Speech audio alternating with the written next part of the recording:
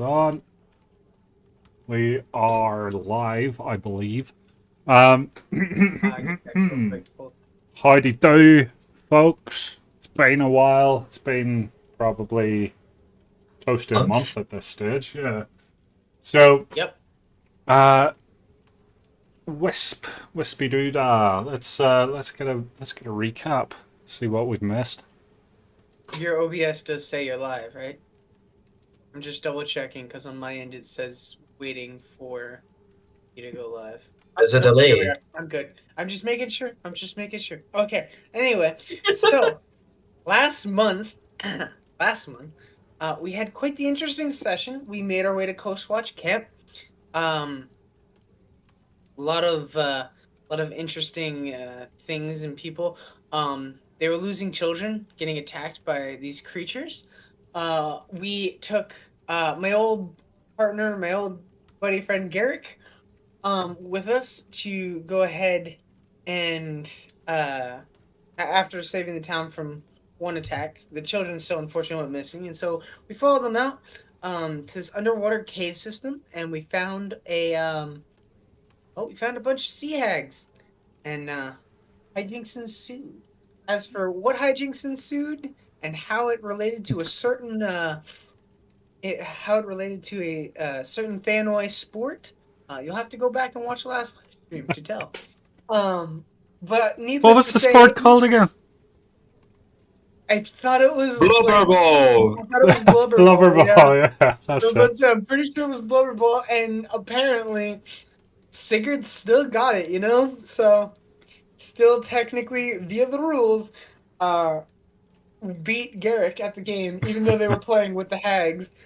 It was a great time. But now that we have everyone and everyone is collected, I'm assuming our goal is to head towards the cult camp. Correct. All right. So,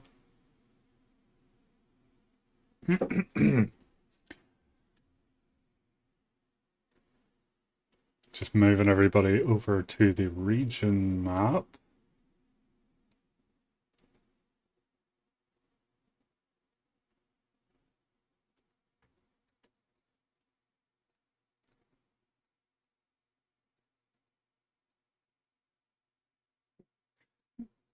Is Foundry a bit slow for everybody, or is it all right today? It's a little slow for me. I'm about to say mine is Taking its time. 80% right now. Yeah, I think it must be the servers or something. Oh well, right. Refreshing. Well, I mean, the chat is still good. Yeah, Discord's good. I think Foundry might have a server issue. Hopefully not. Hopefully it doesn't fuck things up today because we waited long enough. It might not be Foundry. It might just be Forge. Oh yes, sorry, that's what I meant. No, I know. I of course have it. It's worse, especially when I'm low sleep.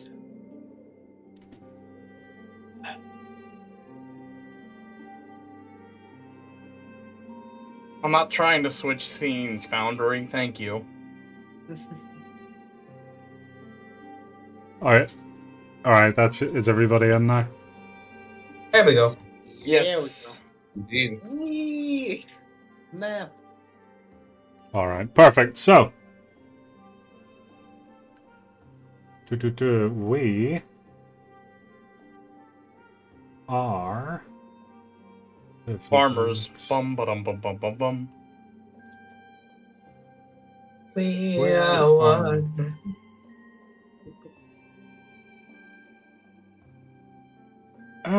Okay. Where are you on the map? Oh, there you are. Right Where here. are you? Hello. Where am I? We're chilling.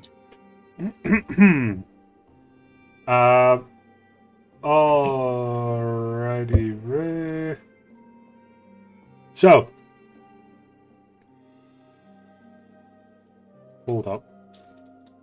Oh. Alright, okay. So, you are on your way out of Coast Watch. Can I just double check that everybody's had a long rest? Everybody's healed up and stuff? Yes, of course. I'll take a long rest right now. Long rest. We love our long rest ability. I did not, so let me do so. Yeah. Sure thing. It Just covers 30 hit points. so. Yeah. So just to be that guy, D. While we're long resting, do you mind if I cook? Of course, go ahead. Cook. I'm never going to stop you from cooking. You could start cooking in the middle of a boss fight. Well, it still tastes good, but there's no temp HP this time. Sigurd is busy reminiscing with his good buddy Garrick instead of focusing on the cooking. But the food still tastes good. It's just no temp HP. Sigurd, I think you're burning your roux.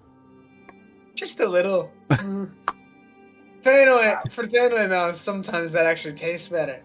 I don't know why. Your tongue's so thick that you can't taste anything unless it's like deeply burned. That makes a little bit of sense. All right. So, after a long rest, it brings you to early morning. Garrick and your Tannoy pals bid you farewell. With a hearty hug from your Tannoy pal, Garrick. That's two. Their names are too similar. No, Herden. Right.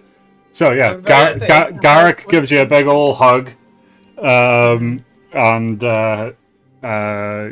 says, "Next time you're in Coastwatch, how about a rematch, eh?" You know I'm always game, Garrick. You know that Herden is being looked after by the shaman at the moment, as well as some of the kids as they recover. But the Tannoy elders walk with you to the edge of their camp before waving you goodbye. You head off into the wilderness.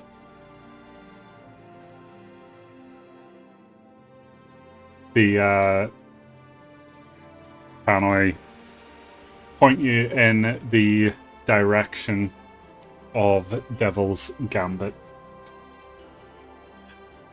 One of the elders says to you on your way out of camp, "Be very, very careful.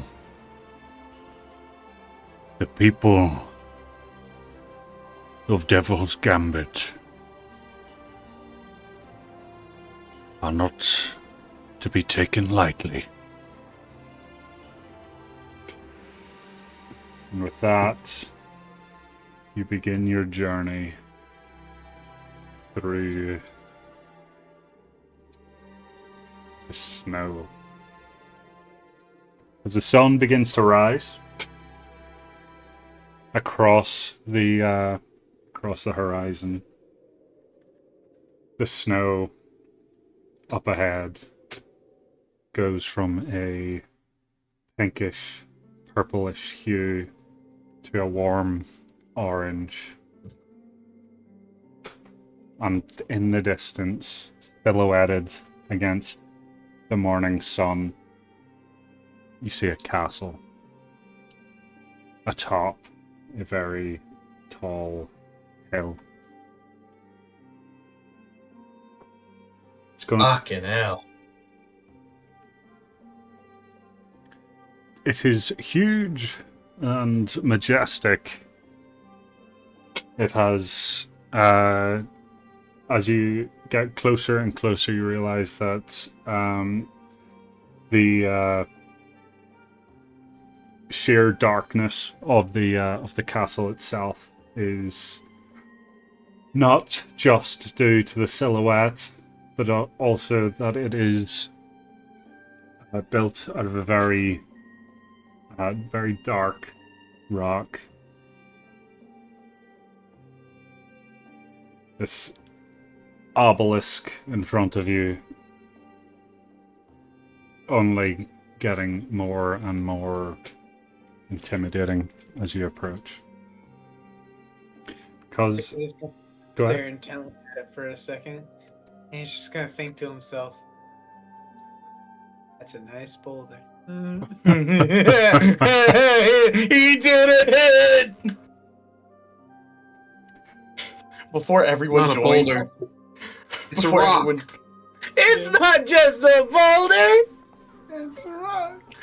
Me and Wisp joked about using that fucking reference tonight in the session. I couldn't not. It's right there. I was trying to figure out how I was gonna use it too. You beat me to it. Couldn't resist. Anyway, All right. So,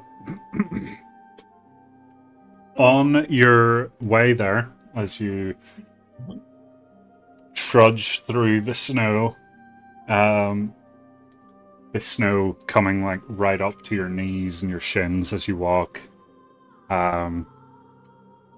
you see a small band of traveling merchants heading out of away from Devil's Gambit and heading in your direction. As they get closer, you see a caravan being pulled by a herd of led dogs, and atop the caravan is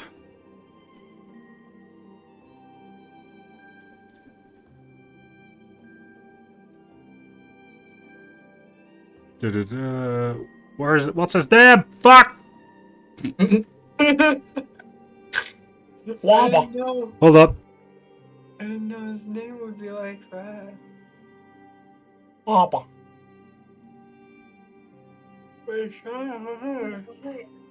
I couldn't have said it better myself. Mhm.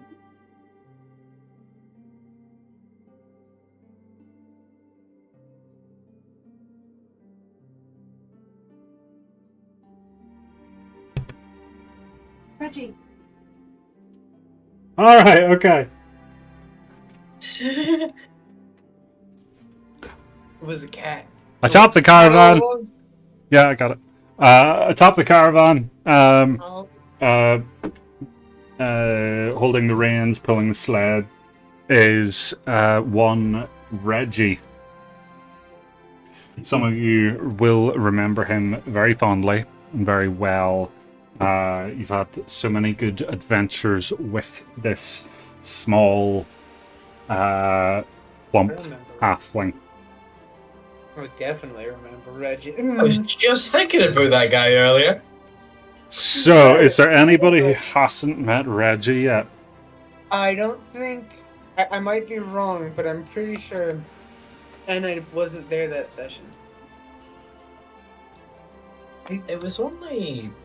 Was it not only me and. It was only Corda and Sigurd, I think. No, I Yeah, I was know. gonna say, I don't think I remember this guy.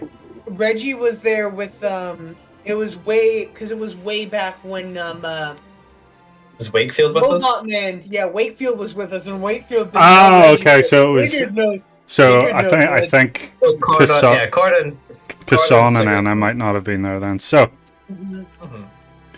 as the caravan approaches and you see your friend atop the cart. His kind of like solemn, glum face goes from sunken to a great big smile as he waves vigorously towards you. Sigurd's immediately gonna wave back, like with the heartiest of oh. Corda's yeah. also waving. He's just thinking, oh, it's nice to see a like friendly face.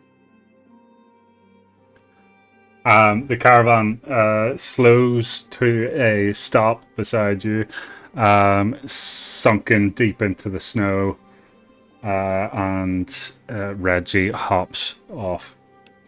He says, Corda! Corda! Sigurd!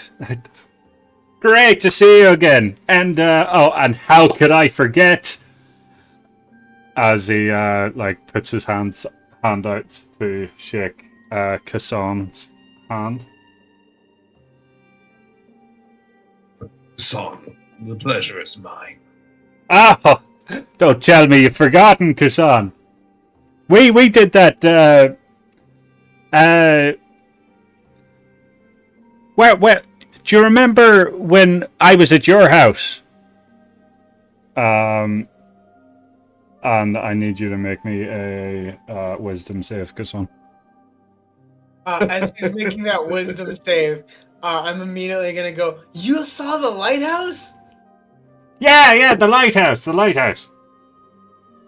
Can I roll insight to see if anything's going on, or am I not there? Oh, you're here. Okay, I just know where you stuck Enna for the 4 weeks I wasn't available. You're a 20, holy shit.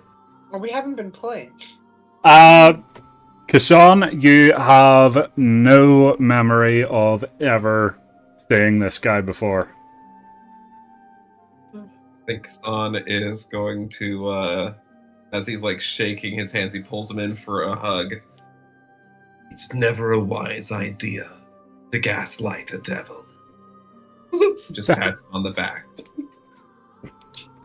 Oh, Is there any way I can I roll must be insight on him? mistaken. I must be mistaken. I'm very sorry about that. And Anna, you can roll me insight. Yeah, just to see if I could pick up on, I guess, either if he's trying to cast a spell or something of the sort, to see if I can detect something's going on. Guess not. Welcome back, Enna. Fuck! Nothing has changed! All right. Okay. I'm getting Because you've rolled that insight and you did badly, right? When he turns to you, Anna,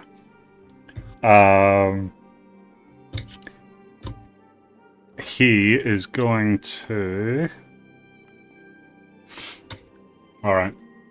He looks at you, and he says, "I don't suppose you still make that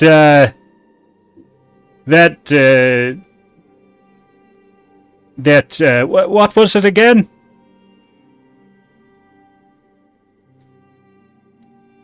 As Enna he's- doesn't respond. She just looks confused. I he looks over at Sigurd because he knows Sigurd's gonna help him out here. What? Wait, what? So he looks at Anna and he says, "I don't suppose you still make that." And he like moves his hand in a gesture like he's trying to remember what Anna used to make. Sigurd is gonna look at Enna and just like see what Enna's like face is doing. It's just confusion. Like, I don't even know what you're talking about. Well, okay. So in that case, the second that Sigurd sees the confusion, he's gonna be. You mean like the waitressing Enna was doing? Yeah, the waitressing. Oh, it's been a long time since I was at that establishment, Anna. And he says, "Oh, we used to have fun, didn't we?" And now I need you to roll me wisdom save, but you get disadvantage because you're poor insight. You know, I'm gonna burn an infernal guidance. That way, I just roll it straight. Okay. You said wisdom save. Hmm. Okay. All right. Okay. You succeed. And when he sees that you still look confused, he like backs off and says, "Oh, sorry, I must have been thinking of someone else. You look very familiar, though." As he, Reggie, what are you doing here? oh well, you know, man's got to make a living, Aye, and people got to eat. So, always. Would you like a potato? oh boy, would I! Sigurd is gonna pull out like a potato wrapped in cloth. He's like, I was saving these to snack on later, but you can take one. Oh, you are a saint, Sigurd. Saint Sigurd has a ring to it. Maybe one day. And then just before he goes, "Oh, yeah. Do you have that 10 gold you owe me, by the way, Sigurd?"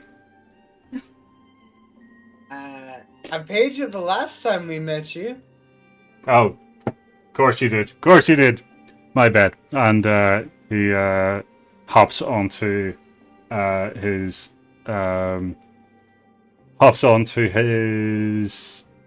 cart and says, "I'm heading to Witham. You can catch me there. I run a little general store." Where'd you say What's it? Witham? Witham. Reggie. Yes. Corda. What's it like over at the Devil's Gambit? That's where we're going now. Are they particularly welcoming to new folks, or? Oh, well, they're a bit standoffish for sure, but I mean, most of them are just, you know, regular hard-working folks. I wouldn't really put too much thought into that whole cult business, you know. Sure, they're all part of a cult, and sure, they get up to some really shady shit, but they still seem like good folks. They treat you alright? What did you say? They treat you alright, did they? Aye, yeah. Good. Never. Oh, you're a sweetheart, Corda.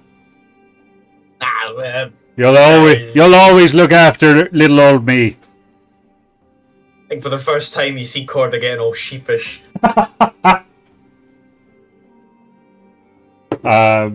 Well, he hops on and is ready to move away. But before I let him leave, I'll see what Enna wants to say to Kassan here.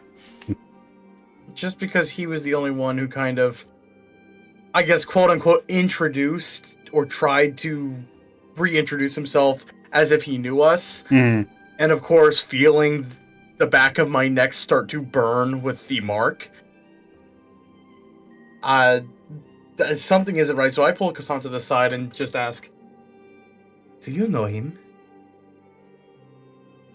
Not at all.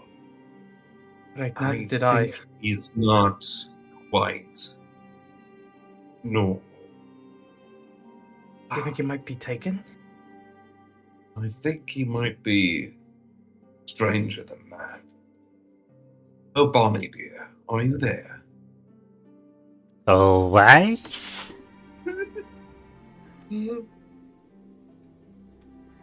Smells like Fae to me. Of course. Dirty, dirty Fae. He may be a lesser hag, perhaps.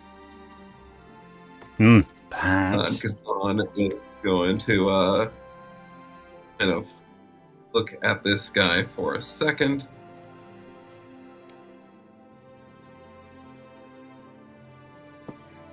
Here is it. Detect evil and good, which is really more of detect outsider. As he looks into this guy's eyes. Shit, it's as big as a continent. I think he is. And yes, you detect that there is. Yeah, you can tell that he is Fey. You can also detect that the ground in your general kind of vicinity is like somewhat desecrated, but Claudia's gonna walk in. not close to him or anything. It's just like spread out. I'm gonna walk up to him and just like put his hand on his shoulder, which looks a lot more intimidating when you're this much taller than somebody. Sure.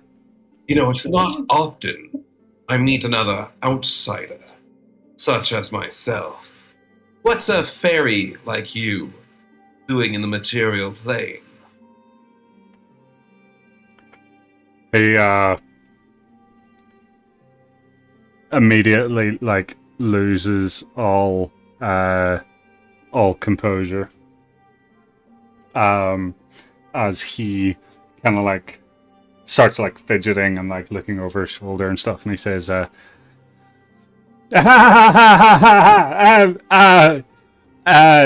outsider Faye, I have no idea what you're talking about. And he really, Sigurd, perhaps my spell is mistaken. Why don't you use your special senses here?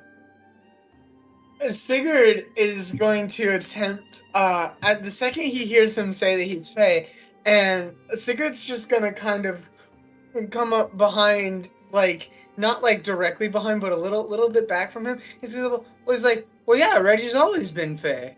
Right, Reggie? Yep. You know me. And then I'm also going to use Divine Sense. Sure thing. Want to just double check that because I'm not sure if yours does Fey or not. I don't either.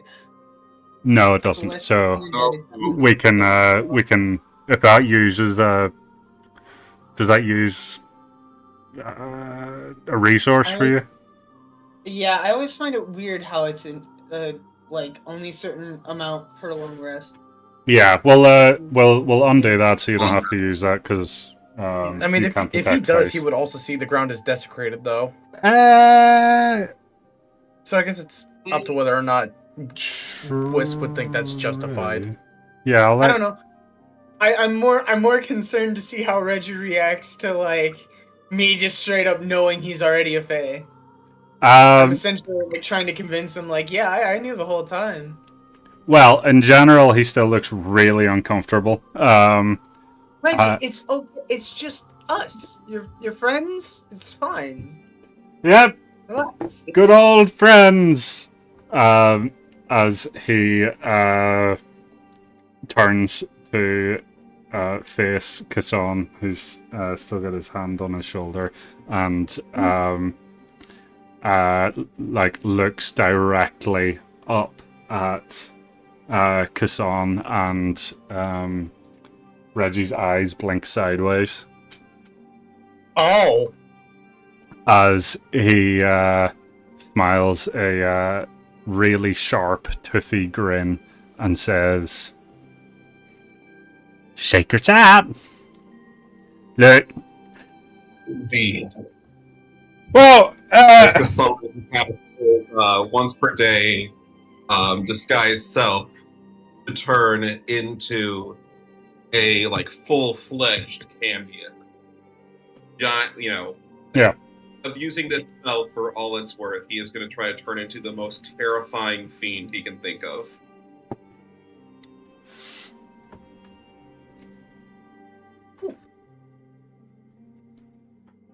All right, I am going. Roll me intimidation with advantage there.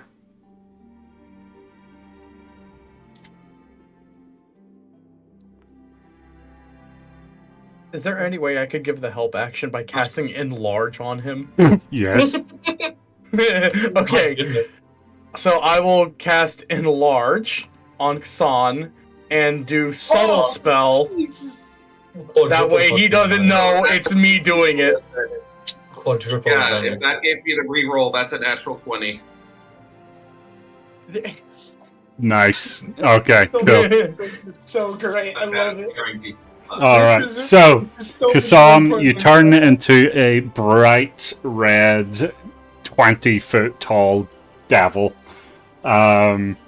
As your hand still rests on Reggie's shoulder. The weight of your hands kind of like pushing him a little deeper into the snow as you get larger and larger. And with that, he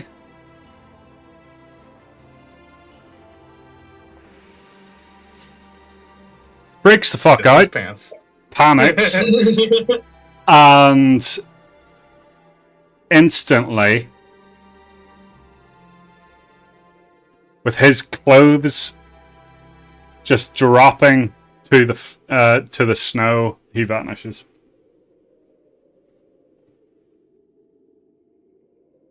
Poor Reggie. Reggie. Always such a On always is going such a to- trickster. Son is going off and just say, "You can't hide from something with true sight. You know this, right?" And as you kind of like observe your surroundings with your true sight, you realize he is not here. He is either teleported or plane shifted. He is gone. I'm gonna go up behind Corda. I'm like, you knew he was Fae, right? Yeah, definitely. Oh, And then she like sort of like in a hushed voice whispers to Sarah's like, "What the hell's just happened?" I'll go ahead and break concentration so that Kasan slowly returns back to his normal size. Sure. so, I'm just whispering to Corda on the sidelines. I'm like, well, the first time we saw him, I thought it was a little weird, but he seemed like someone I know. So then I was thinking, okay, so he must have been from someone that we met when we were under the influence. But the only people who would be with us while we were under the influence would be either more devils or demons, which I doubt we would have ran into. or I'll would have been I'll Fae. stop you there. You have very vivid memories of hanging out with him from failing Oh, your. no. Oh no, I know. Oh, okay. So I mean, but again, Sigurd's headcanon, I still have these vivid memories of being with him. Oh. But that doesn't mean they can't be warped Sure. by Sigurd's own deranged thought process of being like, who's gonna hang out with a cannibalistic murderer? Faye would totally hang out with a cannibalistic murderer and not give two shits. So for Sigurd's like, well, he had to be either a demon or devil or some sort of like otherworldly being. And so the second that he heard, oh, it's Faye, it's like, oh yeah, of course he's been Faye the whole time. That makes sense. That's just Sigurd's headcanon at this point. Corda doesn't get it. Well, When we consume dreams of people, we leave them with a sense of emptiness, not these odd thoughts that memories have baked. Things are better than fails, I'm going to say. Fair enough. I much prefer you to Reggie, although Reggie wasn't terrible. I liked Reggie. Oh, he was a good lad. He helped me out with a couple of odd jobs and whatnot, you know? Enough about Reggie. Son, I didn't know that you could increase your size like Corda. Yeah, what the fuck? You been holding out on us? I just give a sly wink to Kasan, not trying to hide it. You're trying to steal my thunder, aren't you? No, not Why again. do you think I've never used it until now? Why would I step on your toes like that? Don't worry, Corda. Who knows? I just might mean you need to get even angrier to out showboat him. You can count on that if he keeps pushing my fucking buttons like that.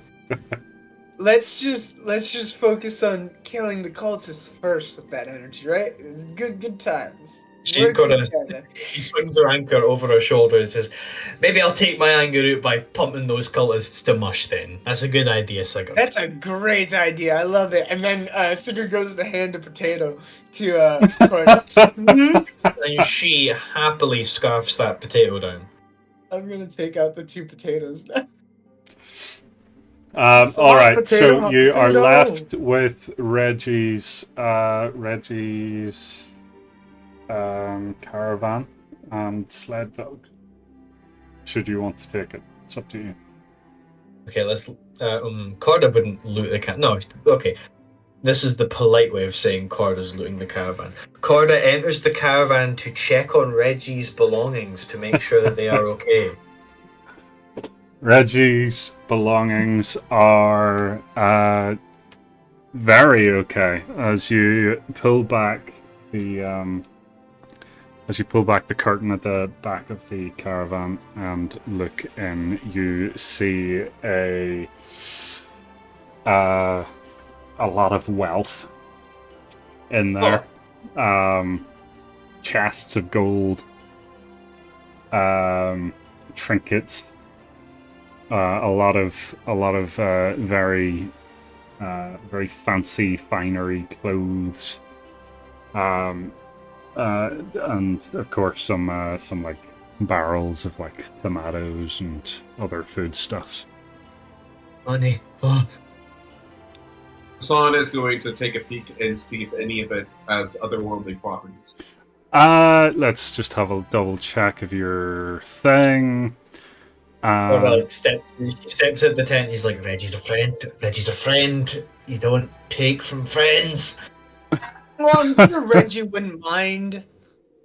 It's Reggie, you know. If he minded, he would have taken it with him, right? What I'll say that you can sense like a bit of like fey magic coming off of it, like off of everything, but it's subtle because it's subtle.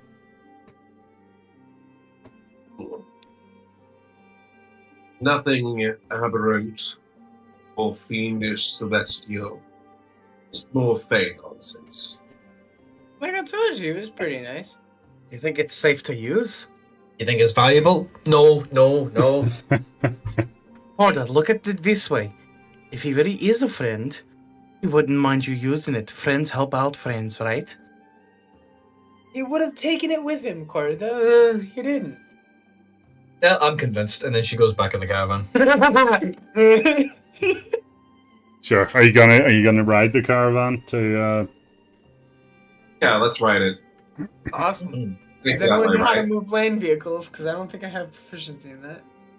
If we want to go super fucking technicality, are we counting this as a water vehicle because it is over snow that melts into water? No! If you melt the snow, then yes.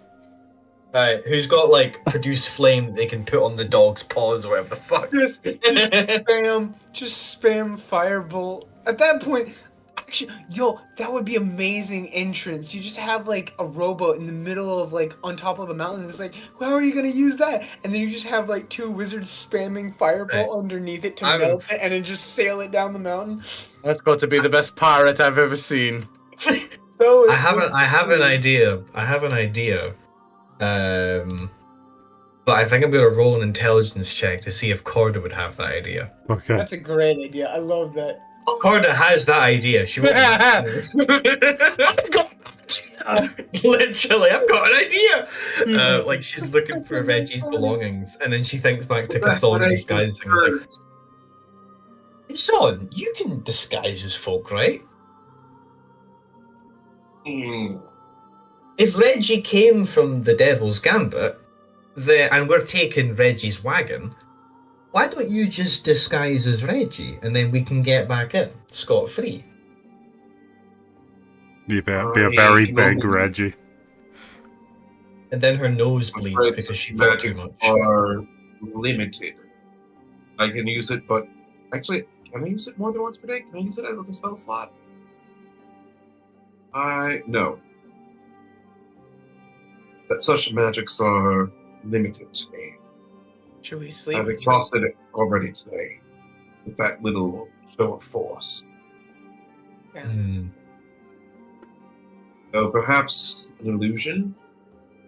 Just on, tries, flipping through his tomes and whatnot. Not tomes, but, looking through, different star maps. No, the trickster is not currently in the sky. I'm afraid such magics are still unavailable. Oh, A shame, I know. Speaking of which, so as you travel through the snow, obviously the dogs and the sleds and the caravan rather are designed for this type of travel, so it's not going to be, they're not going to struggle through the snow as much as the rest of you. As all of that's going on, Corda is in the back, rifling through all of the belongings. no, I'm checking to make sure they're all right. Okay, well, Corda, if you happen to find something that you want, and you want to keep it safe for Reggie, you pick it up, and the moment you put it into your bag or pocket, it turns into sand. Or snow, rather. It turns into snow. Oh. And then she's just utterly defeated. Does that mean we can actually just crush it and then make it like a giant snow bed? You could. What? What? I'm just thinking if this is soft, fluffy snow instead of the hard icy stuff on the actual ground, it might actually feel Well, I better. mean, once you lie on it, it will become the hard snow. Yeah, but that'll take a little bit. All right. Okay. Yay, Snowtown. Oh, Right. Oh. Let's Oh get boy. yeah, I was gonna say this scene has not been reset. Let's Scene is a-okay. I see It's nothing wrong mostly There is no reusable. combat. There is no combat encounter. There's no There's no- combat. Awesome. I'm I actually was kind of about to confused. say the same fucking thing. What? What is this? This is the entrance to the Devil's Gambit. There's a castle. Yeah, but why? Why are we in a town? Well, I'm assuming there's a town before the castle. Oh. Yes. So as you approach the town, you see a rather impressive town at the foot of the hill. Beyond that, heading up the hill, stands the Devil's Gambit. As you move into town, you see people everywhere. It's fairly busy, but also quite quiet. You do see the odd person wearing devils or rank and file uniforms moving about the place, as the townsfolk also carry on with their business. In general, peaceful. You don't see any signs of recent attacks. Doesn't look as damaged or as worn down as many of the other towns that you visited on your journey. It appears this town is protected.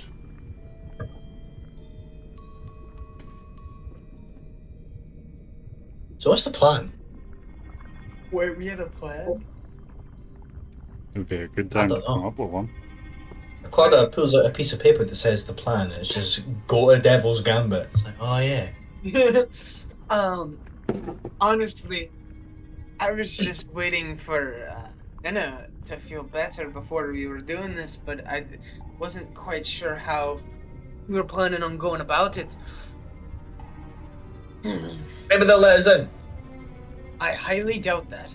Well, actually, I don't feel comfortable tying up Gassan. Don't worry. Alright. Remember, Alright, see you I am a soon. sheep. Arms. I can escape your knots. Sounds I like was you just just thinking- with it. Well, I mean, if I don't know how much they know of our faces, but if we show up bringing them what they want, they'll probably let us in. Corda already has a rope. Sigurd, the one who's carrying like 7 things of rope. Look, if we are going to tie up someone, you at least need to make sure they can easily break out of their binds. Would you like to do the honors, Enna? If D would allow that, since I did roll a nat 20 for rope tying back when it was just me and Sigurd saving the kobolds. That's not what you want. You want a nat 1 in rope tying, so it's a shit rope. No, that's what I'm saying. I know how to tie a rope that looks secure but can easily be slipped. I will allow you to tie a rope like convincingly, but for the time being, as you enter town, nobody seems to be paying you any attention. People have seen you. People have walked past. Well, that's good. Let's at least keep that in our back pocket, I suppose. Maybe there's no need to draw attention to ourselves then. Well, we're not necessarily drawing attention, but when we get up to like the hold on. So there's a main castle here, right? Yep, up at the atop a hill. And that's where we're heading, up the hill. So we probably want to tie him up before we get up there, just in case. Be like, hey, we were told you guys were looking for this guy and stuff, right? And we brought extra rank and vile armor, not disguise ourselves. We've slain enough of their members for them to have lost count. I think I saved one of the robes. I'm just gonna dig in my bag for a second. Always have a bunch of random stuff in here. Your rank and vile have wolf pets.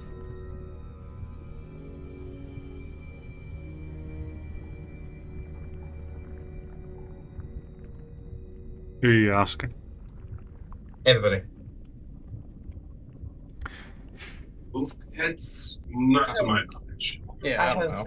I have no idea, Corda. Not like I mean, this, and she pulls out the snow wolf cowl. I feel a connection with this, and I think I can try something with it.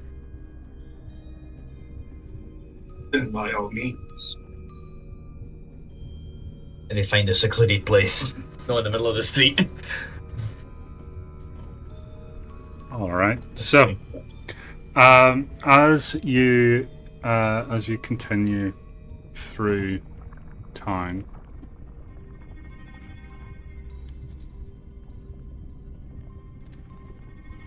let's just double check your 14, 15. So, Anna and Hassan. Yeah. You both see, as you're making your way through town, Oh, wait. Walking fast. a person in an alleyway. there's a lot of people in a lot of alleyways. There's a lot of people doing all sorts of things here, but this one catches your eye with both of your passive perceptions. As you glance around, however subtly that you might want to, you see that he is beckoning you into the alley.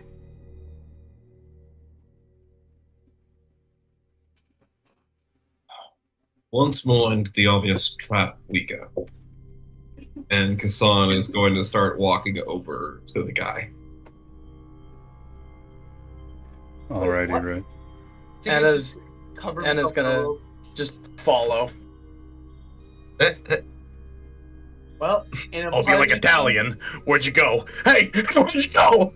Party conga line, let's do it. What the fuck? Corda's like glancing around and is like, I guess we're going this way now. I'm Alright. just hiding underneath this robe. And then he casts lightning bolt. That's... Fuck, I wish I was that smart.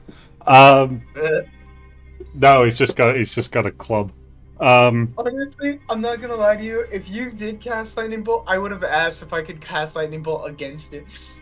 That would have been Like Some Lord Palpatine animation. standoff. yes. Yeah. Like the anime, just 2 lightning bolts go. Unlimited power.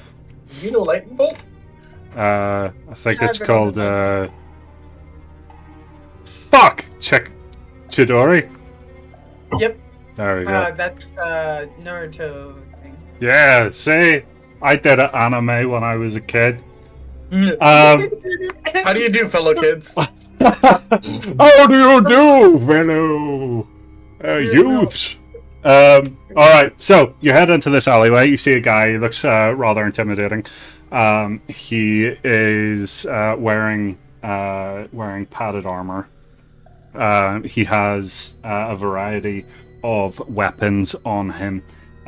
On your way in, you are aware that should anybody come behind you, you will be pinned in here. Obviously, you're also aware that this guy, while he does look intimidating, you lot look a lot more intimidating. So,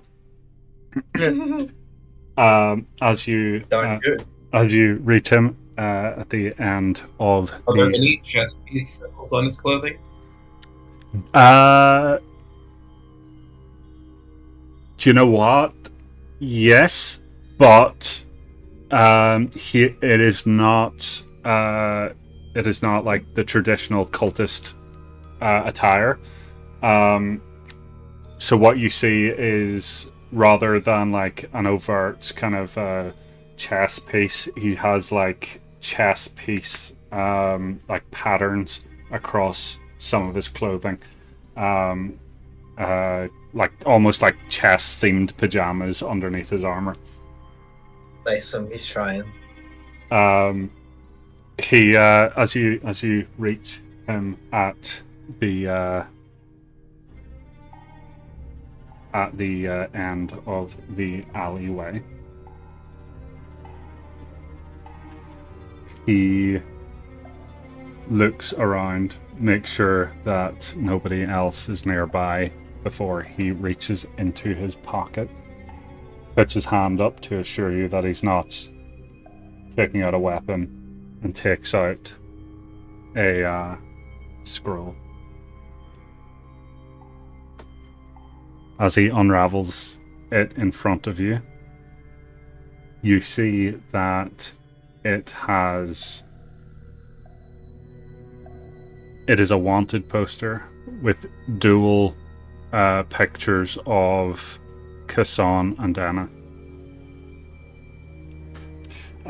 We came to the right place. It says on the scroll, known to travel together.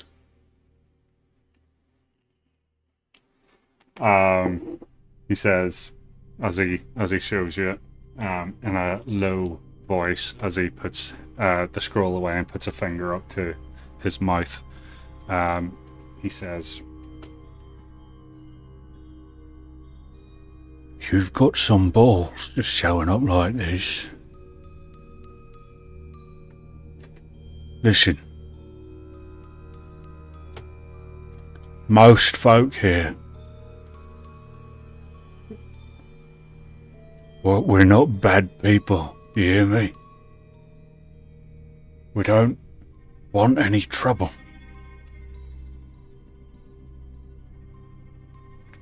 Just, what are you doing here? I've been captured. Isn't it obvious? This vile member, an adventurer, found me. Sigurd just pokes his head up. And with the cloak on, just pokes his head up behind him. Weaving these manacles with anti-magic was particularly clever. I'll give them that. Roll And it's gonna- me. But when you roll this Oh, this is great. Does he get advantage because I'm like looming behind him? Oh, he doesn't need it. Yeah, he's good. No, he's good. He got it. Like Sigurd's just like Hassan's a good liar. Oh, on to super stupid. the last of the male night hags. I'll be right back. All right. Okay. So he looks you up and down and say,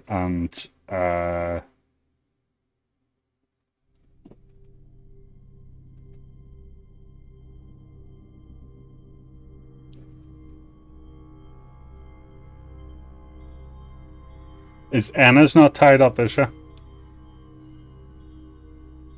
At the moment, no. I think Kassan's I was the gonna only say one. Hassan is tied up, but I'm still so. The way I see it is like because I'm sticking my head up, I'm still like essentially like behind Enna. So it's like I have a tied up person, and then like I have Enna, but I'm not worried about Enna, kind of. But no, she's not technically tied up. All right. I know. But they can't damage the prize goods. But Enna understands that if they slay me while I'm bound, my soul will dissipate. No resurrections in the hells. She's not going to abandon her patron.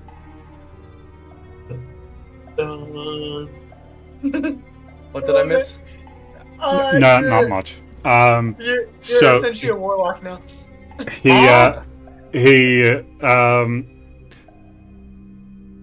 He says, very well.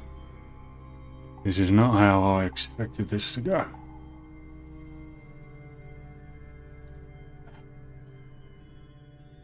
May the king forgive me.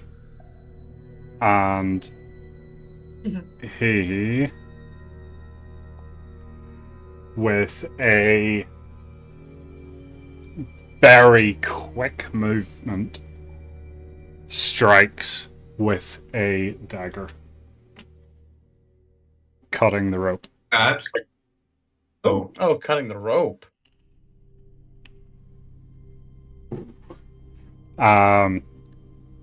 And he says, "Run, get the hell out of here!" As he tries to like push past you to like to try and like face Sigurd in the coat. Sigurd's just looking at him like, huh? Like he doesn't. Sigurd doesn't even react. He just has his like frying pan like there, like just in like a confused like look like, what? What's going on? Damn it. Kassan is going to try to see if this guy is trying to play 4D chess or he's actually trying to protect them. Sure, you can roll insight. Yeah. You see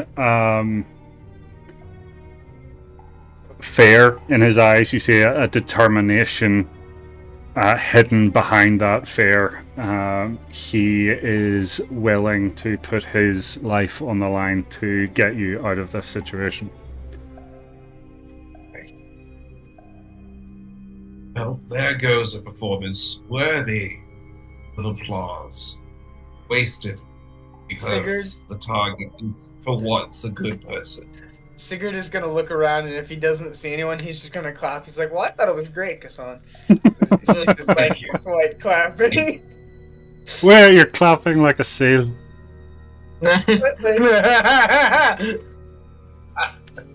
Actually, you just like Now, slap your tummy.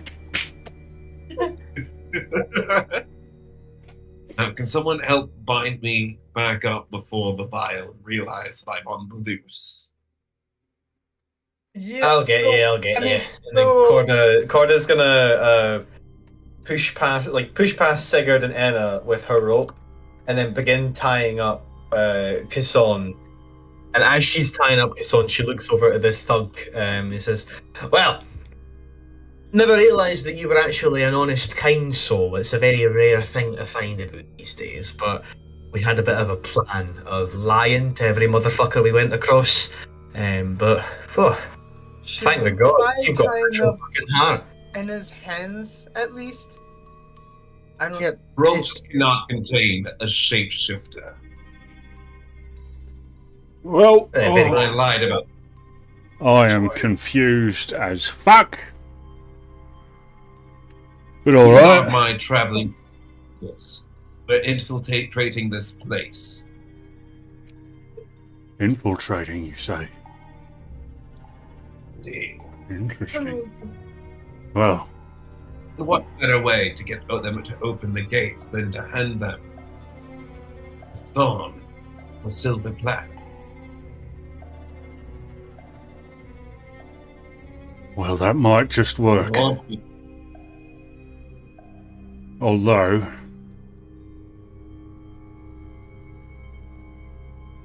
as he gazes up towards the castle, he says, "Castle's in a bit of a lockdown at the moment."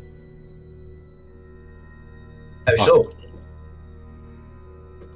I'm not sure, but nobody's been allowed in or out. Not even the pawns. They've been left down here to rot with the rest of us. Do you suppose something might have happened inside the castle walls? I can't rightly say. But should you show up with Kasson bound, they might let you in, or they might just take him. I do know of another way in. Should you want to try a more stealthy approach, let's say. I don't know about you lot, but when we're taking on a job, we like to leave as few things to chance as we can. I want to hear this fella out, eh? I'm willing to listen. Sigurd's just like gonna like look him up and down and just see if he's hungry, and if he's not hungry, I'm just gonna be like, okay. So he pulls out a potato and he starts eating. He's like, what's the plan? As he's like eating a potato. If he is hungry, he holds out an extra potato. He says, I dropped my water. Oh damn. on the computer? No, I dropped it on my pants. Well, that's not an issue. It didn't spill. It's in a covered mug. This thing's huge. Here, I'll send a picture, but yeah, it's lidded, so I'm fine. I don't want to see a picture of your trousers wet. I'll be honest. That's not what I meant! What is it? What is the plan? I meant of my drinking vessel. My drinking vessel. Right, okay, so, You're a drinking vessel. he says,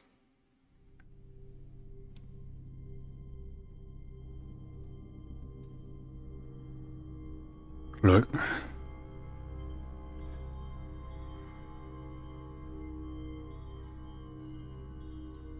I've sent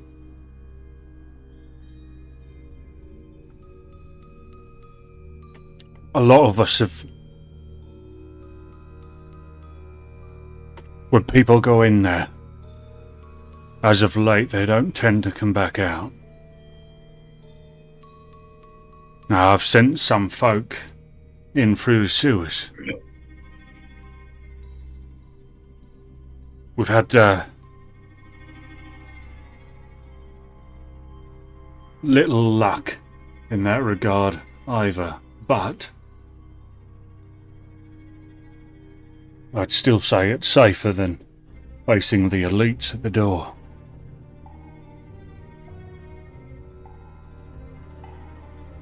I don't mean no offence, but you'd better have some bloody good tricks up your sleeves if you're gonna try and face them head on.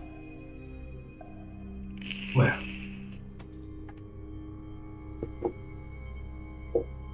Your choices are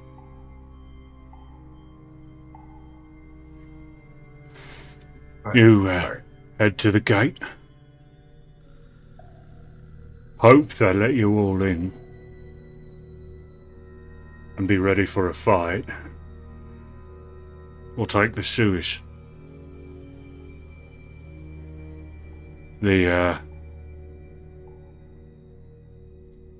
My wife, she were a maid in the castle. She told us about the sewer passage, but I ain't seen her in a couple of weeks now, since the lockdown. If you get in there,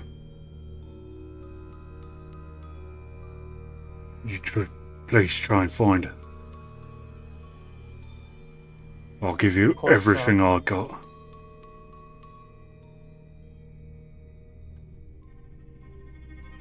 They'll tear that place inside out. Do you have a description, a name?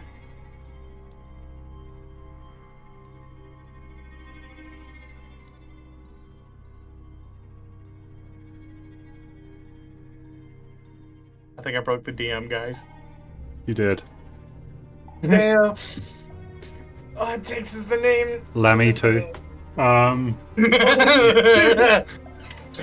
wife. My wife. Yeah, okay. Her name is Geraldine, and she is she's human brunette. She has a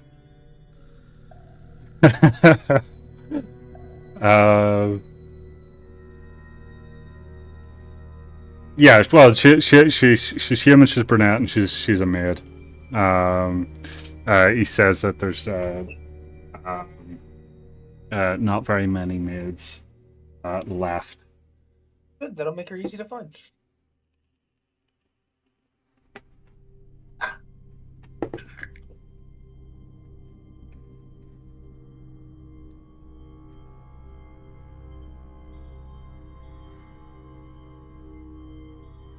Oh wait, yeah, we do have combat. I didn't realize. My bad. Boop. Wait, we're in combat? Oh.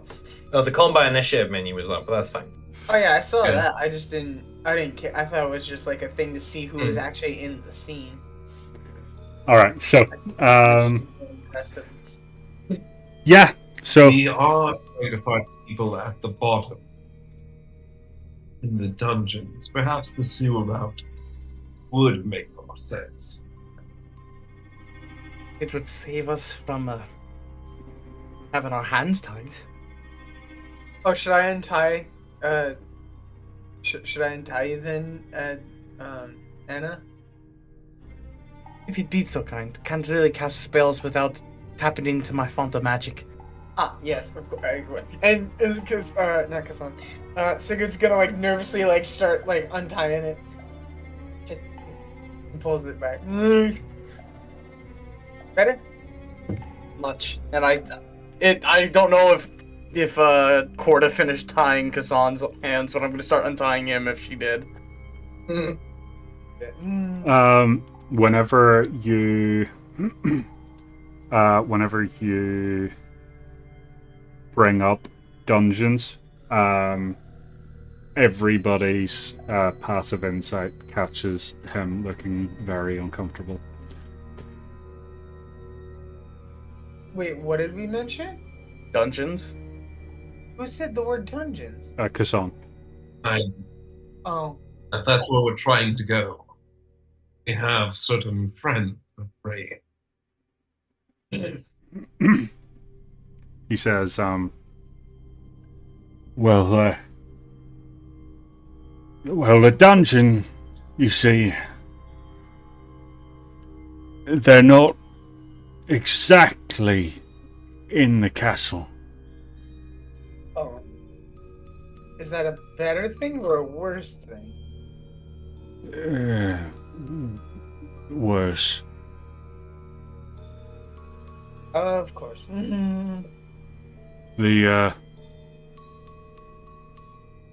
My wife told me about seeing prisoners be taken and where they'd go.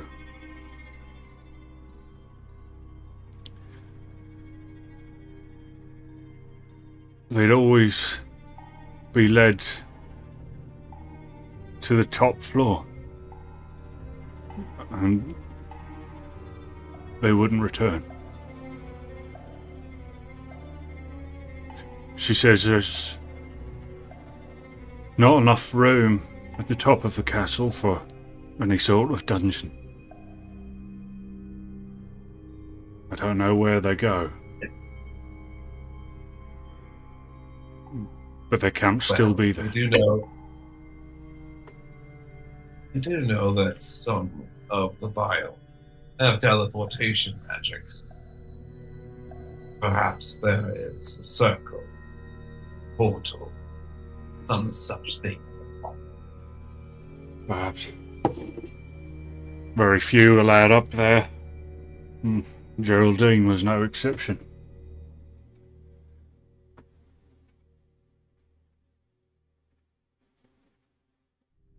And he offers to bring you to the castle a roundabout way so that you don't get caught. I mean, I say we take it. I see no downside to that. He's proven that he's an ally to us. Oh, aye. Okie doke. Lead the way, wee man.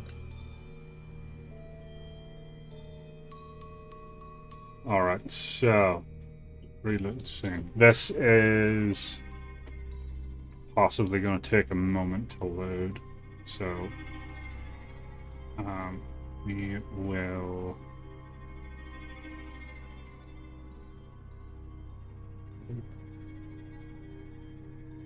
Don is going to pull out his little star map. I could have sworn the trickster was, oh, fuck, that's west, not east. As he realizes he can cast Disguise Self. Nah. perfect. Alright.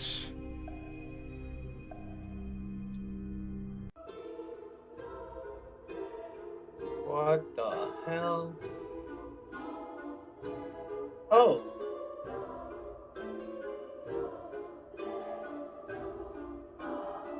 Alright. So, we'll start. Can everybody see the scene? Yep. Cool. Yep. We'll start down here. There they are! So, you see a couple of guards wearing quite intricate robes. They are clearly a higher rank than you've dealt with to date. You also see a crowd of angry townsfolk coming up to the gate at the front. They are angry. They've got weapons, more like farm tools, above their heads. Some of them are carrying torches as they cross the bridge towards the castle. Your friend here looks towards you and then back to the bridge as he says, "Those bloody fools. I told them not to go." And you are a bit too far away to hear what's being said. You can just hear like a raucous of shouting as you see a bright bolt of light pierce right through one side of the crowd, instantly evaporating them before the others turn and flee. Fucking hell.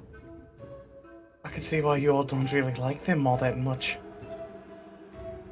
And he says, "Shows up this way." This darker patch in the middle is a moat. Gotcha. It is mostly frozen over, but still, you can still see running water underneath. So it's potentially, Bit shallow. yeah. Gotcha, Ooh. so don't just keep skirting the ice. Stinky. Uh-oh, stinky poo-poo. Okay. Funny poop. All right. And he says, "This is the entrance to the sewers. It's, well, it's potentially safer than the alternative. But the choice is yours. I leave you here. If you find Geraldine, tell her husband, Gerald, is looking for her." I can see why he's married. I didn't realize his name was Gerald. Right. Dude, Corda Gerald- cracks her knuckles, hisses Stormbreaker's amulet, and, well, ready to roll. So is this a grate? Is this, like, locked? As you approach, you find that it is badly damaged. It's been bent out of shape with enough space for people to crawl through. It's clearly been done on purpose, and you can see cutting tools were used in this, so people have done this. It's not been some sort of animal or anything. Nice of somebody to do the job for us. It's on. After you. I thank you. And he's going to creak on through. I'll let apparition give us strength. Hey, let's do this. Oh, All right. Now we will take a 5-minute break before we continue. Just to grab yourself a drink or piss or whatever you need to do. I'm gonna go get me some snacks. I have lemon Oreos. What Oreos. are lemon Oreos? Wait, you've never had Yeah, lemon Oreos. Bruh, I don't even think we Wes, have you that. gotta over here. remember, they're Scottish. I'm not fucking Scottish. Well, then what are you, D? I'm he's Irish. Northern Irish. Irish. He's the sorry. dungeon master. Yeah. He's the dungeon master. He's the dungeon master. Yeah. I'll have to ship you some lemon Oreos sometime. I'll have to check if they are over here, but I've never seen them before. They're pretty good. I They're love good. lemon Oreos. Okay. If I didn't eat so many Oreos, I am going to get a snack as well. Okay.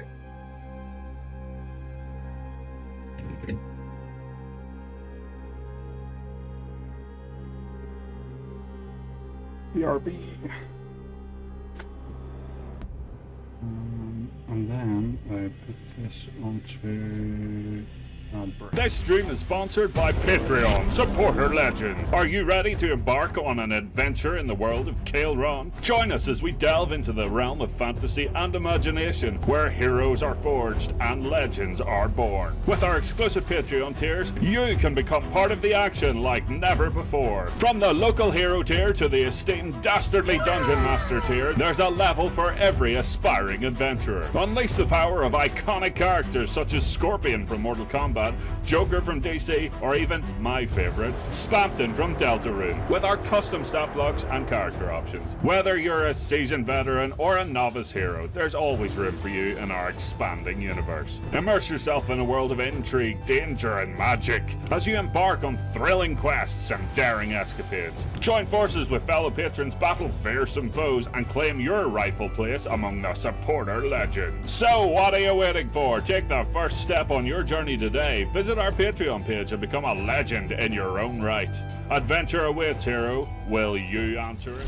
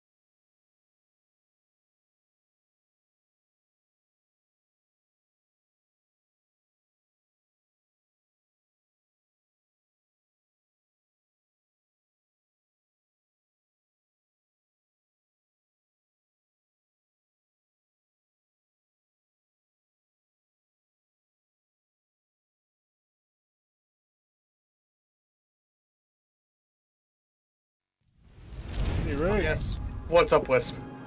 Huh? We're I back! just think there was a problem. I had my mic muted this whole time. I've been here for like 3 minutes. Ah, I never really left. The farthest I went was about 6 feet away. Barely Hey. in D&D space. You got me a Mountain D. alrighty, Roo. Well, you have entered the sewer. It is very humid, incredibly warm compared to outside. It has a horrible sulfury smell, and the air around you is viscous. You can see the noxious gases floating about. Your immediate instincts are to hold your breath before you realize you will not be able to hold your breath for this entire journey, so you end up just having to put up with the smell. Your feet are wet wet and warm, gross, as you stand about ankle deep in sewer water.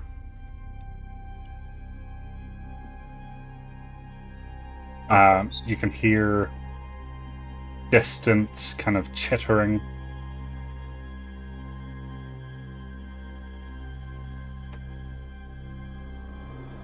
And as you look about, you can see general kind of like infestations of like insects. Back. Right. I'm seeing stinky, ugly spiders on that path. I'm gonna go this way. What? Okay. Aw, Corda! Ah! Alright, so Oh, well. I'm following her from behind. Yeah, alright, okay.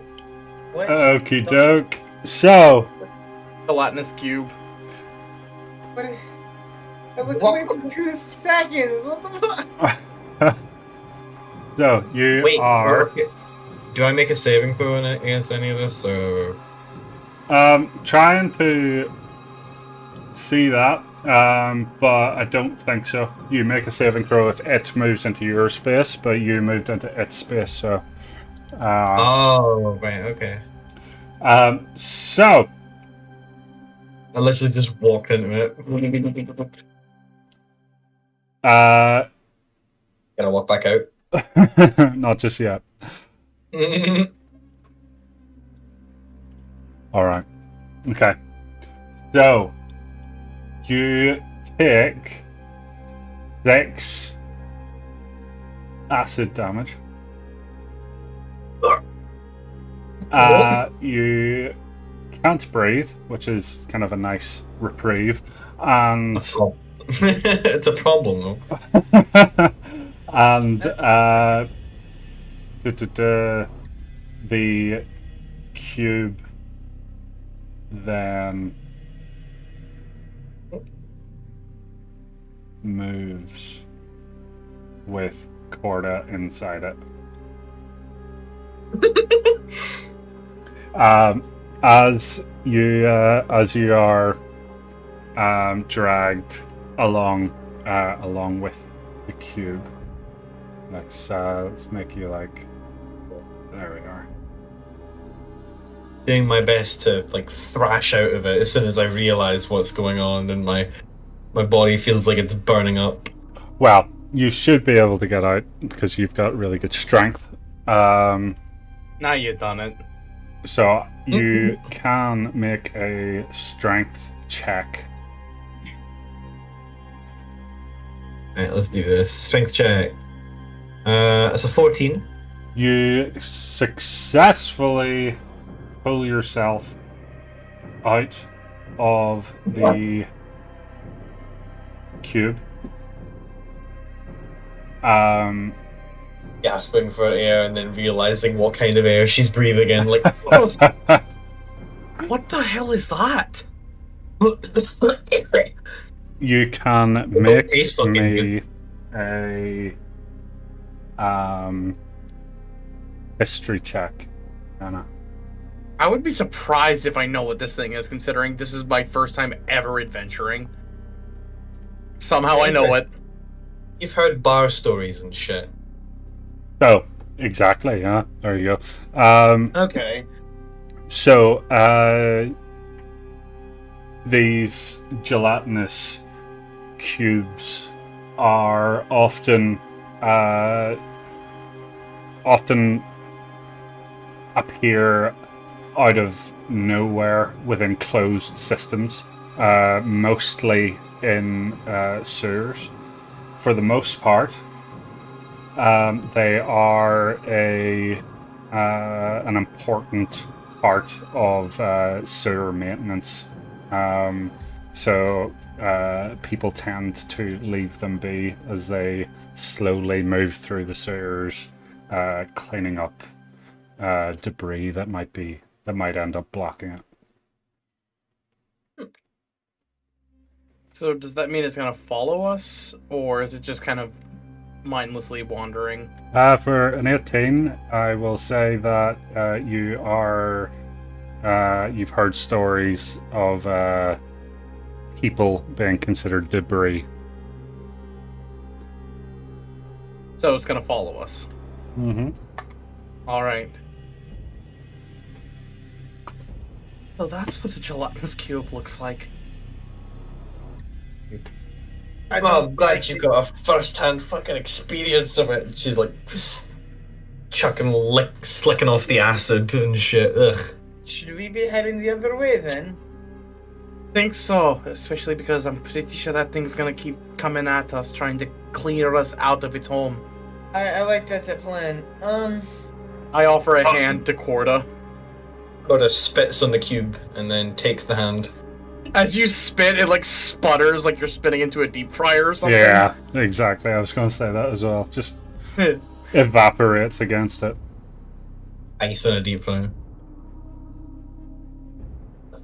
Bastard. Alright, so as you approach the spiders on the ground,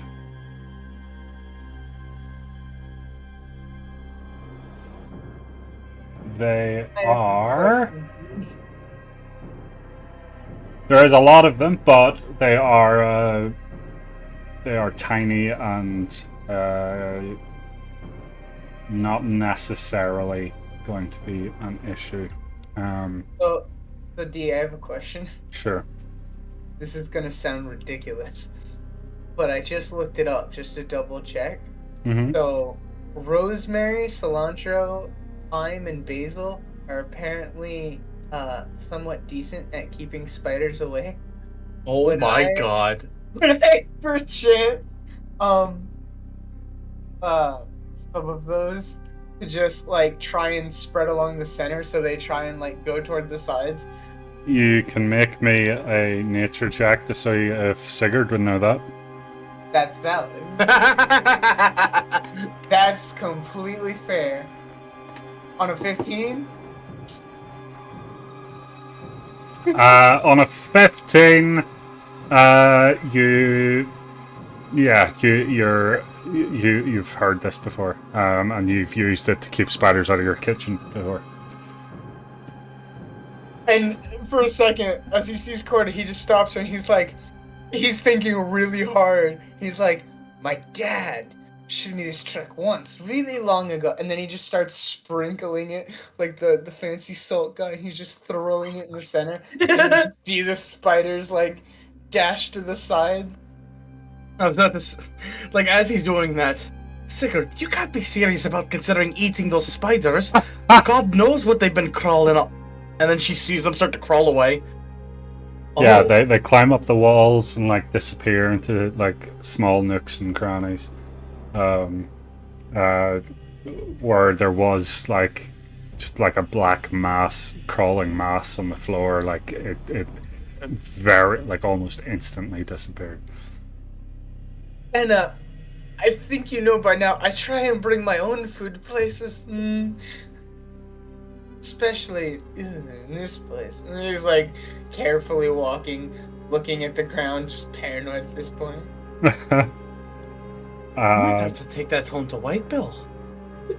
I'm gonna look behind us and see if I can see that gelatinous cube at all, if it's approaching us or not.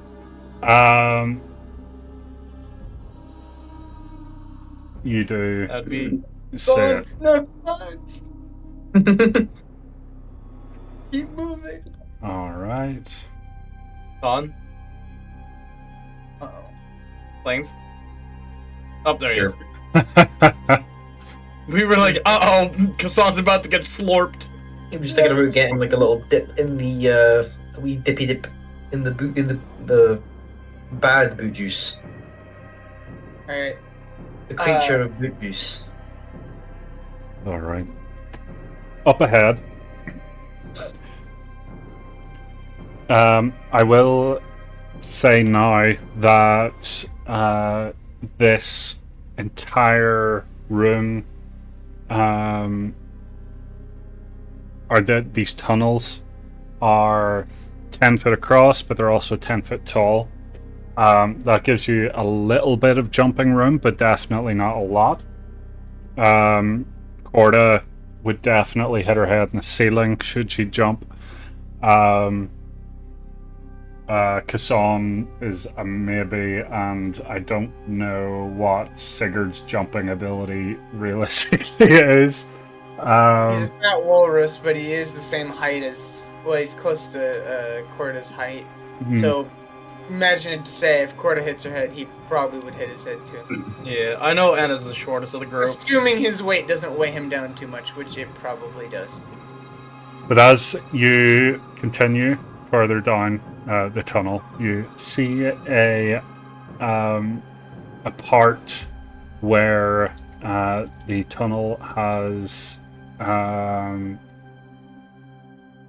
it inexplicably gets a lot deeper. There are planks, a makeshift walkway across the this deep area, but it looks very old. The wood looks rotten, and you can see that for the most part they don't appear to be joined together anymore. You can see them kind of bobbing up and down in the water individually. I got a bad idea if someone wants to hear it. By all means. Hold on, let me make sure I'm reading this right. So it's about 40 feet to the other side, right? Yes. Okay. Nope, not that. Wrong one. The other one. Where is... While holding, you can cause it to collapse. Only as far... So, wait. This one. Holding, you can... Sigurd, you might want to hurry up. Yeah. Let's expand the pole. Can I do that, D? Can I expand the pole to go across? It doesn't say how. It just says you can shorten it. It doesn't say how long you can elongate it. 10 foot. 10 foot Yeah, is 10 as long feet's as the it goes? maximum. Yeah, so it's a 1 foot rod that can extend to 10 foot. Okay. It's the pole of collapsing, not the pole of expanding. Okay. In that case, if you have missed really these hard step coming kiss on, yeah, now might be the time. Giant spiders. What? Specifically, me. And Kassan is going to shapeshift into a giant spider. The spider. Ew. Arachnus Dethicus.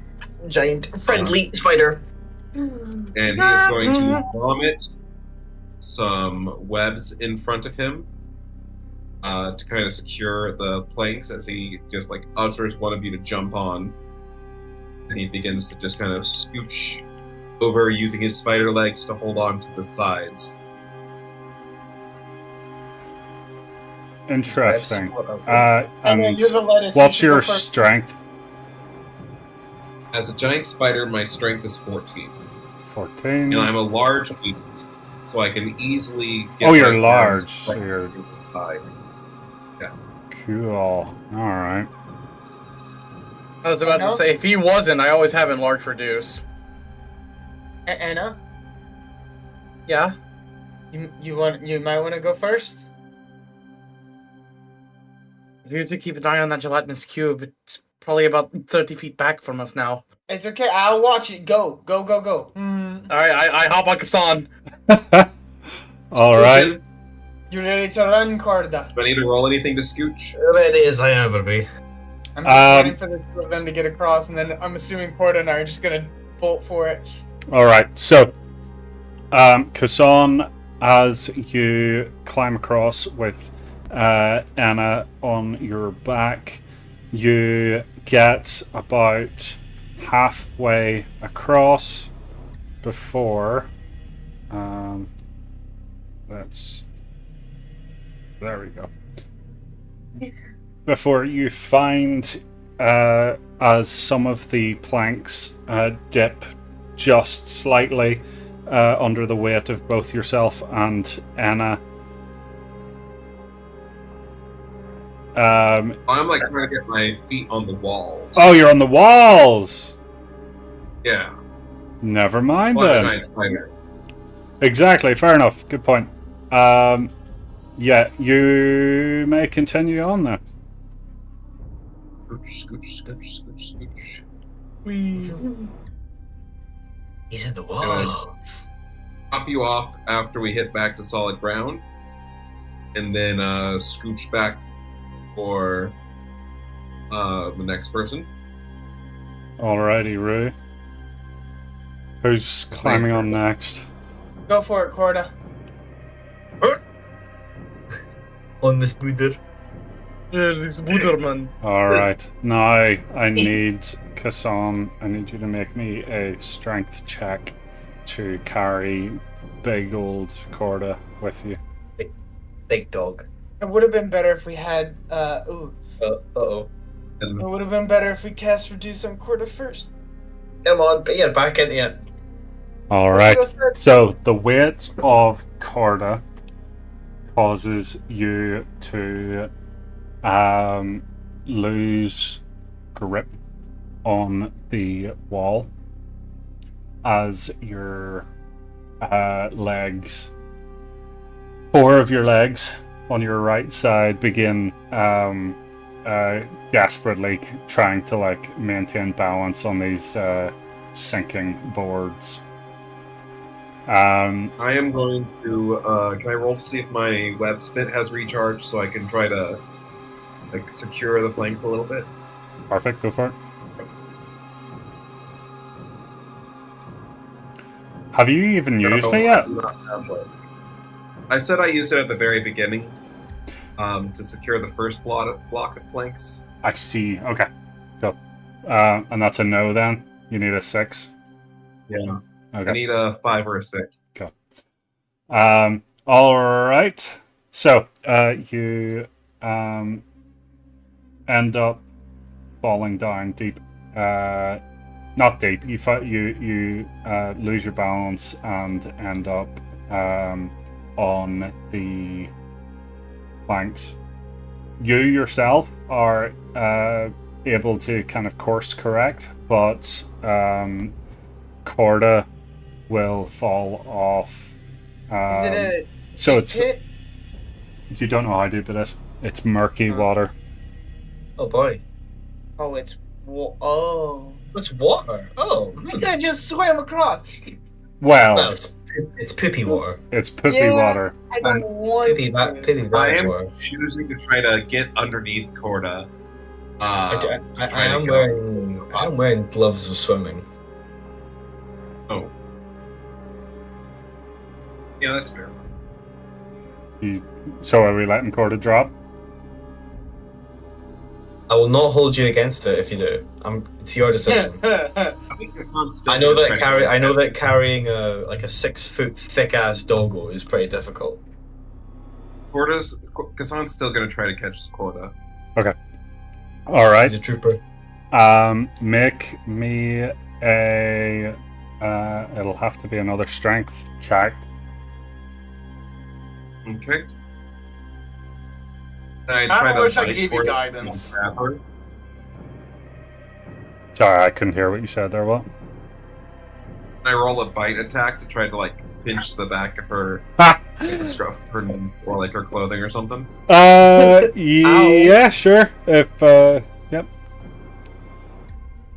Oh. Oh, miss.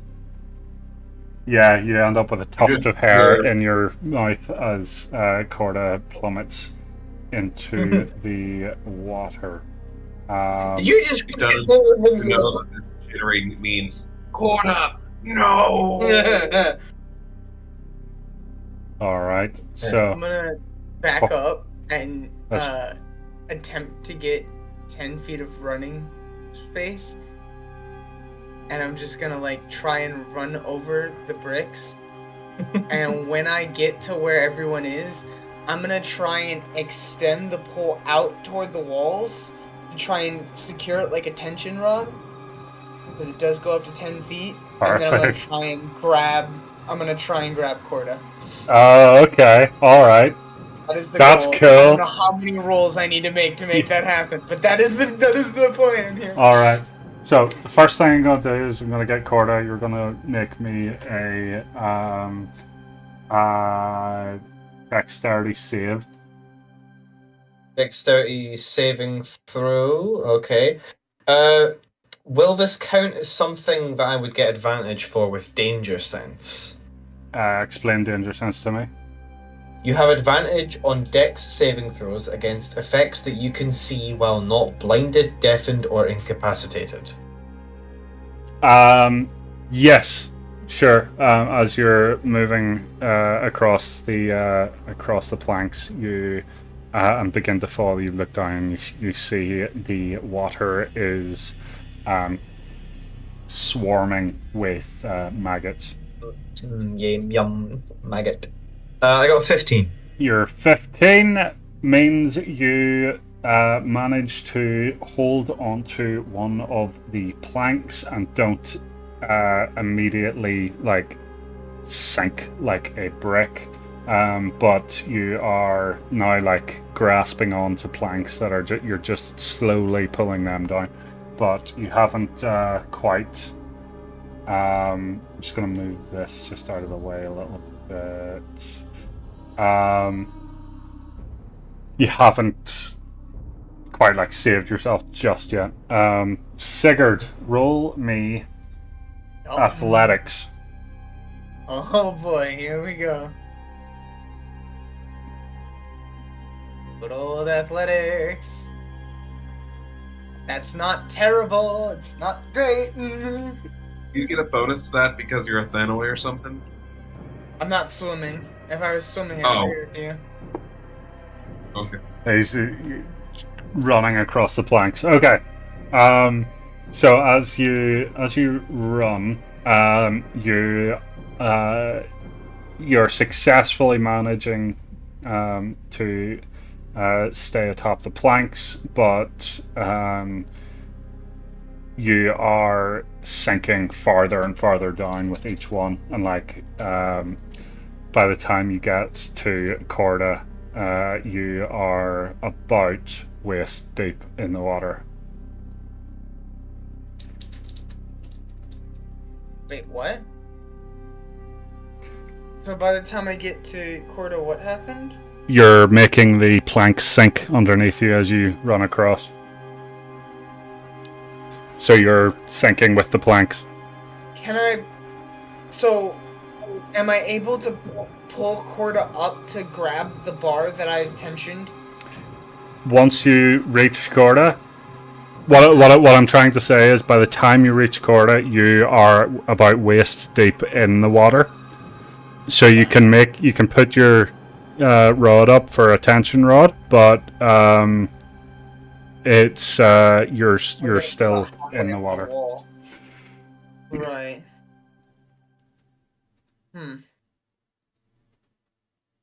I don't know. Do you think that'll help you out, Corda? Better than, drowning. All right. Well, I'm just gonna stick it out, and I'm gonna try and grab Corda's hand and kind of pull it up to the bar as high as I can get it. Sure. Which I'm assuming is about halfway up the wall. Yeah. Yeah. So hopefully it can help Corda pull herself up and maybe even swing across to get a little bit more distance. Sure. Alrighty, Rue. As you're both doing that, the maggots are beginning to bite and nip, and for the most part, they don't manage to get through your thick hides.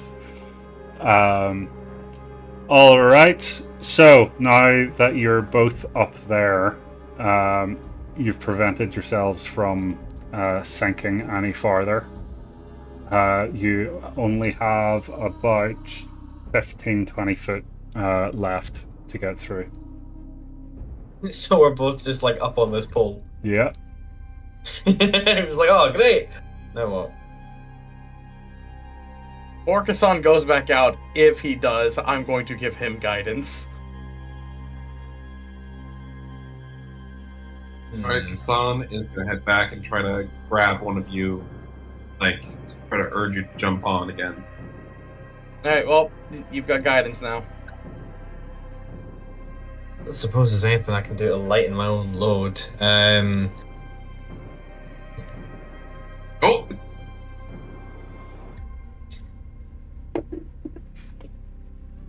Hey, at least we're doing this with water, not lava. Stinky water, but all right. Okay.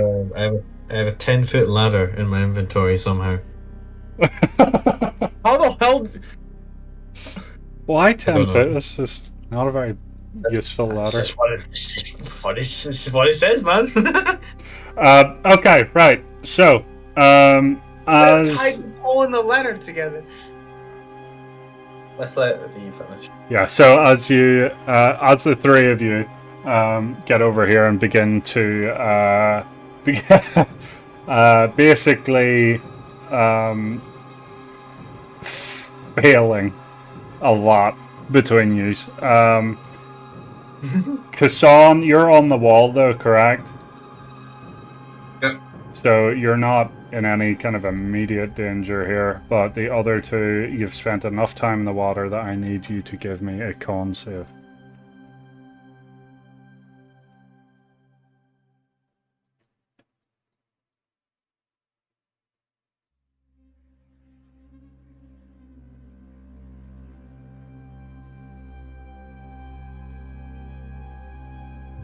So that's a con save, please, from Wisp and actually. Ah, my bad. Oh. Thought you were talking to Kazan, my bad. Constitution saving throw. I'm the only one not doing a 2 and a 3. We're balling. Alrighty, Rue. So you are both poisoned. Ain't too bad. It's not a disease, right? No, just poison. I get food poisoning all the time. It's not. You're not a very good chef, then. Well, I have to. It's not from his cooking. It's from the human flesh. Yeah, fair enough. Yeah, it's definitely from the human. I mean, that's how I also got my disease immunity, though. All right. So, yeah, you are both poisoned, and you're both going to take 6 damage. 6 damage. Okay.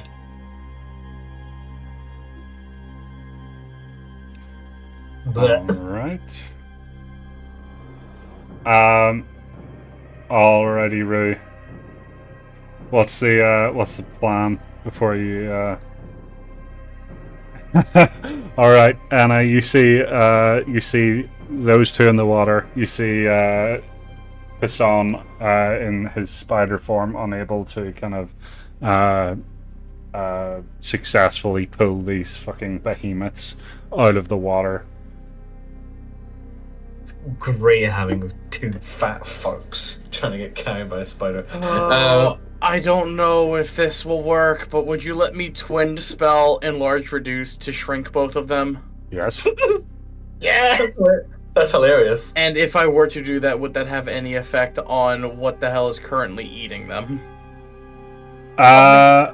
He does. What the? Oh, that's not reduce. You still be both 6 damage. Oh, big dog! I stomp through the fortress, killing everyone. Oh my god, what is going on? I'm big. Scary moments. I don't know. I can't fix you. Why are you big? Oh, maybe.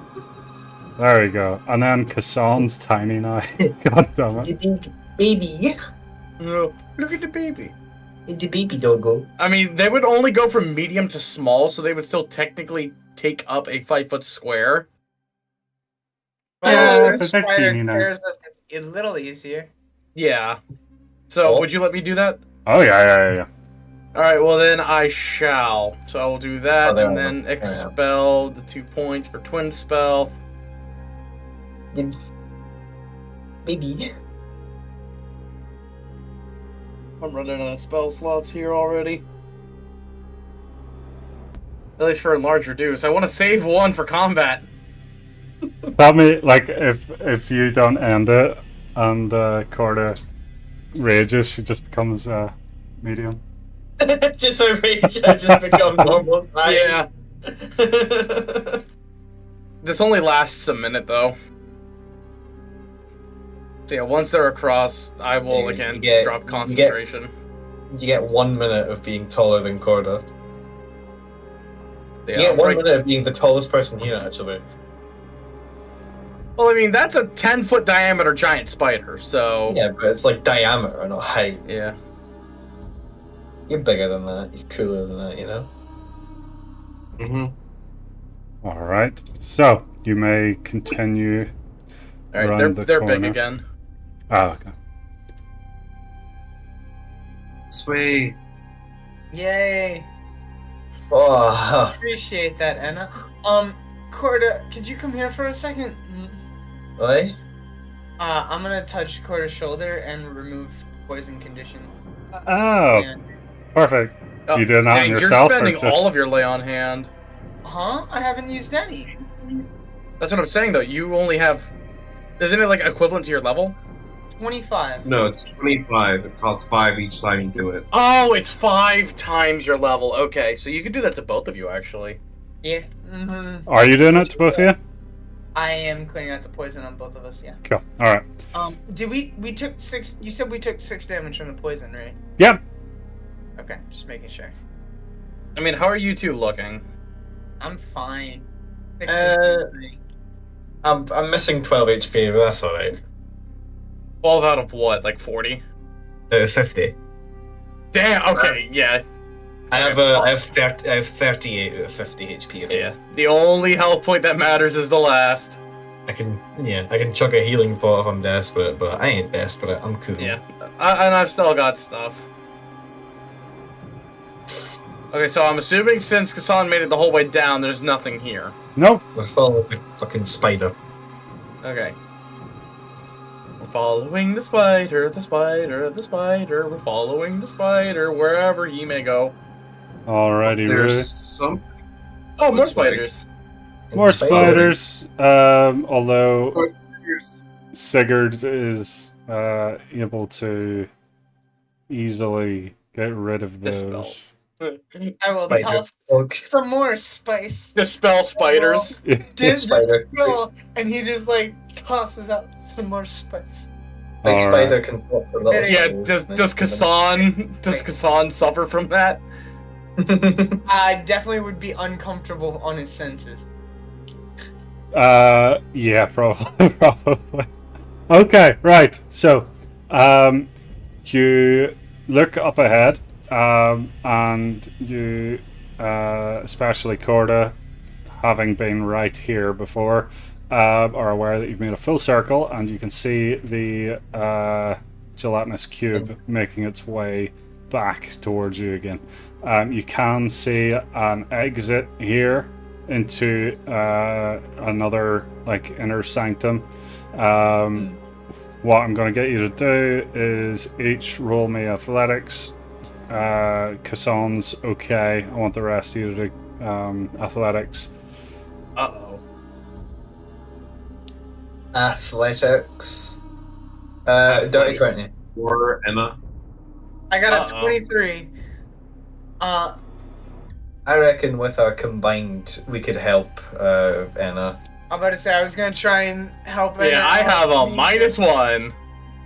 All I'll right. stay behind and try and help her up if she needs. I got If my I'm allowed roll to ready. roll athletics or I roll a 15.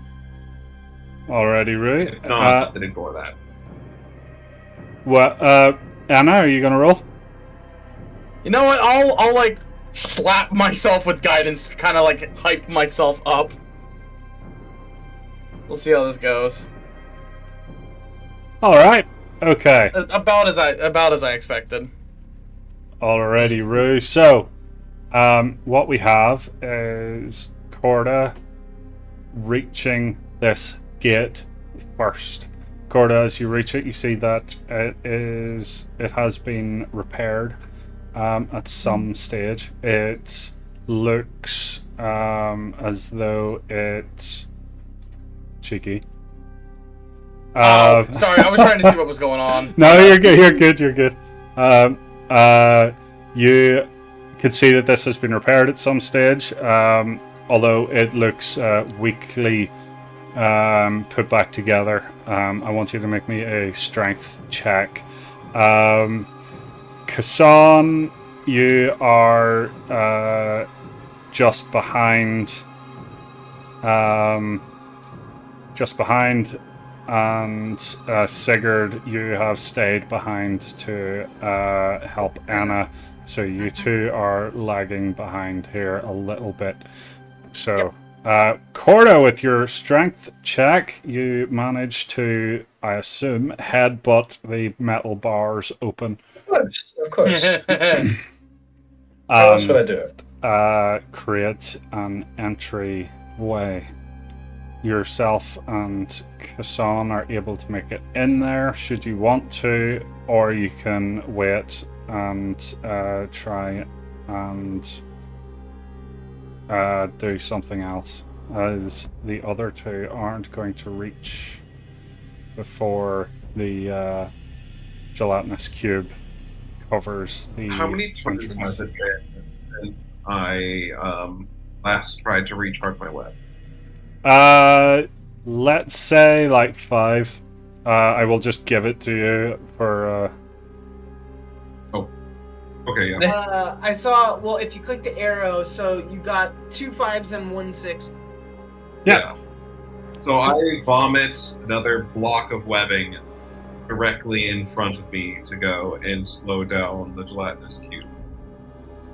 Now this causes it to get difficult terrain. No, sorry, that's not it.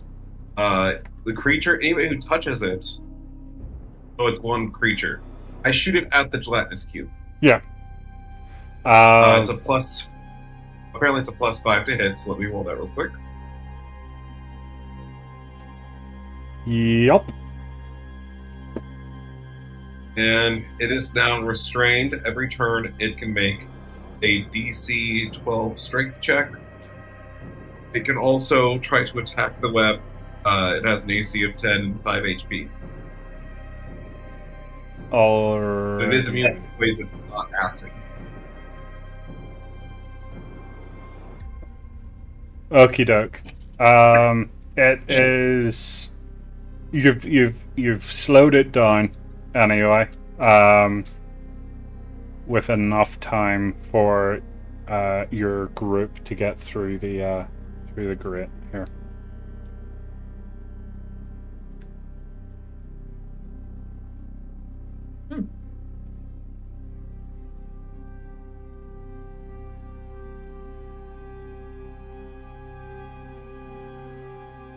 Alrighty, Ray. So, from here, basically you're gonna need to think quick, because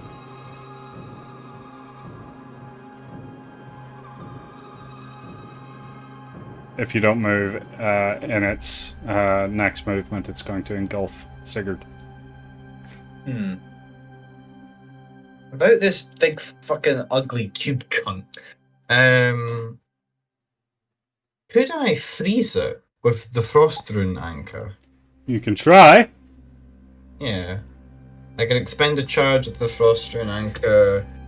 It deals an extra 1d6 cold damage on hit, so could maybe hit it really, really hard. I've attuned with it. Have I attuned with this weapon?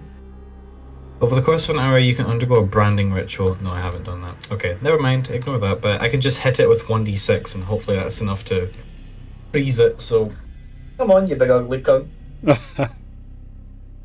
I could actually help you because I have Firebolt, but I also have the transmuted spell meta magic, so I can turn that fire into cold damage. That's cool. All right, let's roll that attack and damage there. So 1d8 for my attack rolls. Is that 1d8? Yes, it's 1d8 for my attack rolls. Or plus 8 rather. Would you 24. like me to roll as well, D? Alrighty, Ray.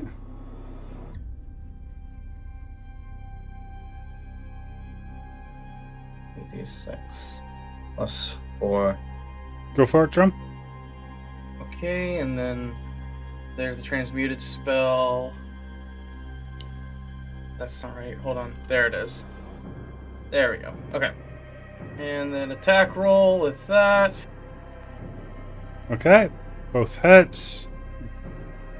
Okay. Holy shit, that's max. Max damage, also. Mine is going to be transmuted to cold, as I said. Yep. Good. Alright, so 33 damage. 33 damage, with about 17 of it being cold damage.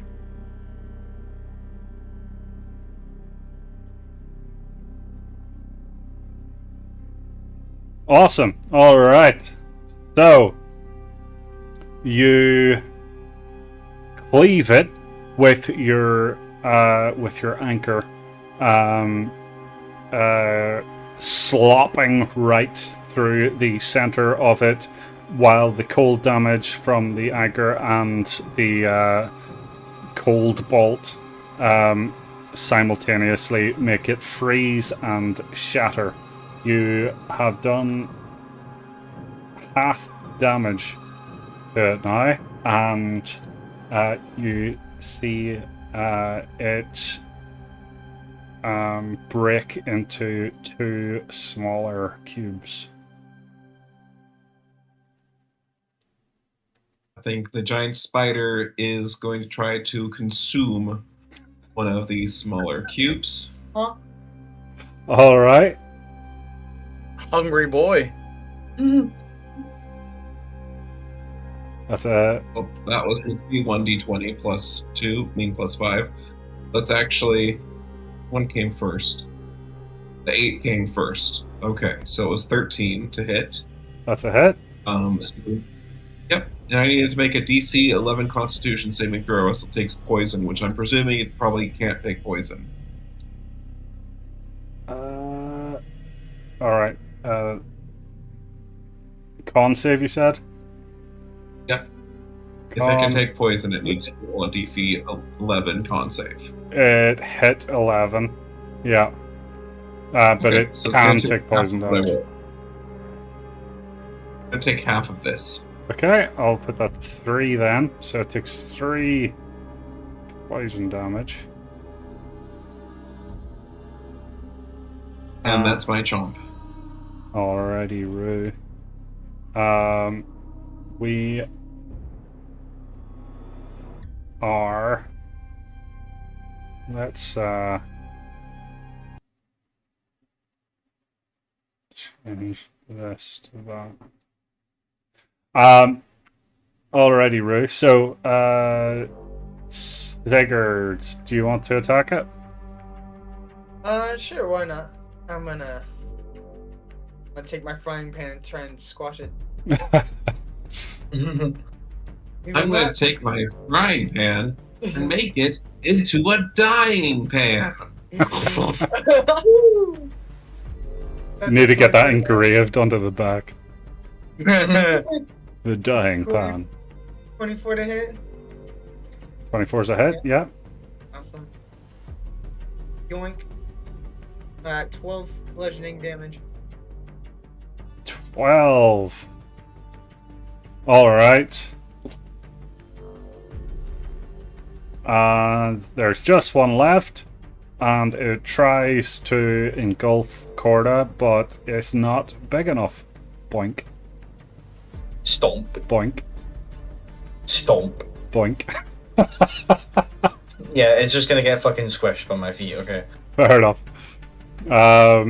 Yeah, at this stage it's not powerful enough to actually do any to absorb you, but it can still attack, which it misses anyway, and then basically all of you can just just start stamping on it, and it'll You just start stamping and stamping. And it'll turn into a puddle, and you will have minimal stinging on the bottom of your feet, Corda. It's all good. I'm gonna go ahead and just start cleaning that stuff off. Vegetation all over the place. He did what in his cup? Honestly, I was kind of surprised you didn't want to try prestidigitation just on the beginning part. What would I have done with the cube? What? No, I meant when we first got in the sewer. Well, until we get out of the sewers, we're just gonna get dirty again. It's just cleaning your feet after every footstep. No, just cleaning as we go along. That would be really annoying, and it's not gonna do that. Yeah. That's like cleaning up some drunkard's puke when you know damn well they're just gonna spew up again. Yucky. Then again, I've Yuckers. been making you eat maggots, so right, okay. You can either choose to go across this, which is very similar to the last one, or go around. First of all, perception check. Do we see another one down here? You do not, and What Your- is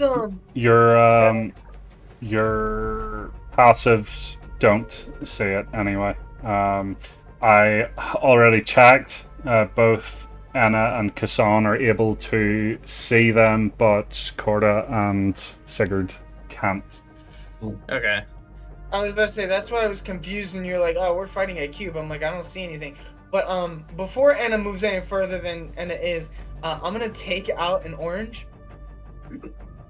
and I'm gonna chuck it at the wall, straight across to this wall. Okay, Stop. Did it stop or did it hit the wall? smart. It hit the wall and bounced off and is now floating on the water very slowly towards you. You hear excited screeching noises and chittering noises as Kassan kind of points towards the right. Hop on. Anybody want to go this way?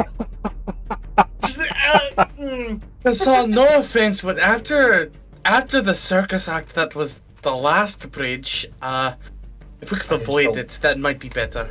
I still feel the maggots. You hear sad screeching noises. Yeah, As Kassan gets onto the ceiling and crawls ahead of everyone. Bless him. Corda, you're just pulling like the odd maggot out of your fur. I'm gonna before. Yeah, Hold yeah. on, I didn't check that place with an orange yet. Oh, I have a lot of oranges. I'm gonna throw another orange. What are we at? Like 28? I bought way too many oranges. I think Hassan sees something in the corner. Something's popping up on my screen. I don't know. Spiders.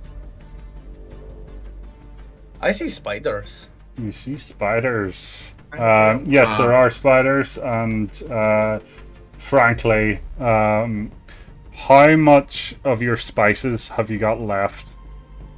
Hold on. Because I'm going to say that you used 2 so far. I think Hassan's gonna walk up to the spiders and try to command them as a spider queen. I'm about to say, I'm gonna let Hassan do his thing to save as much of my spices left as possible.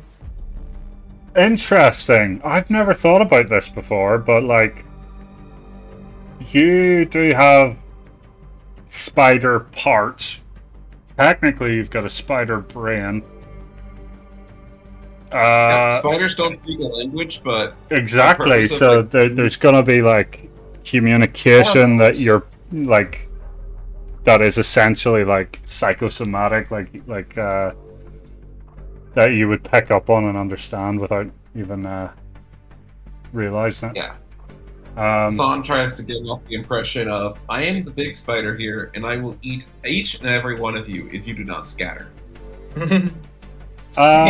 Same energy as, if y'all touch my post while it's drying, I'ma eat that one!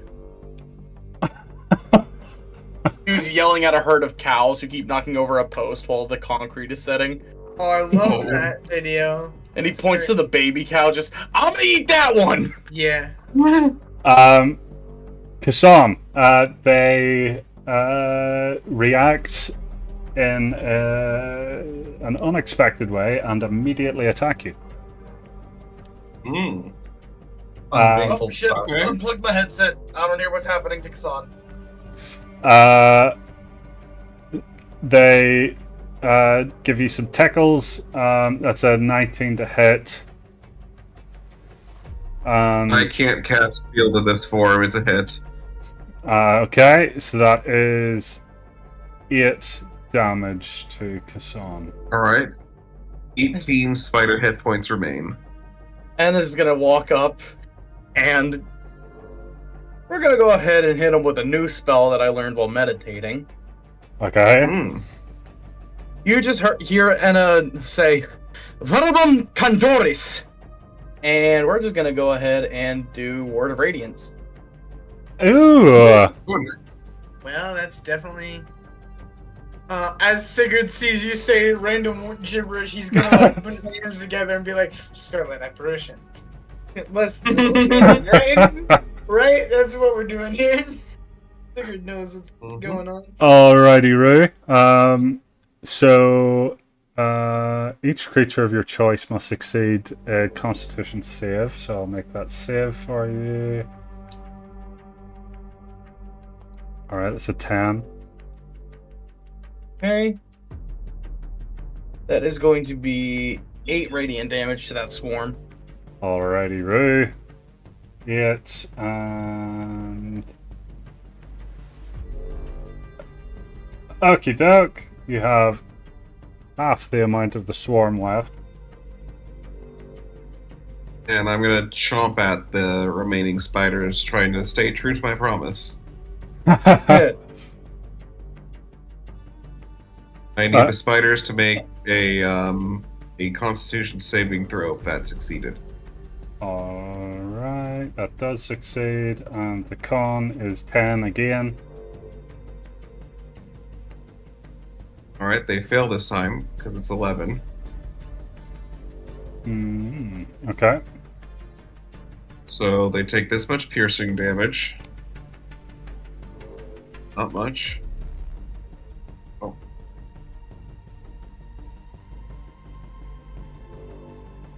Ooh.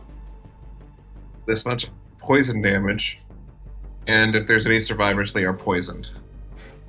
There. No, sorry. No, if they die, they don't die. Instead, they are knocked unconscious and paralyzed. Interesting. Okay.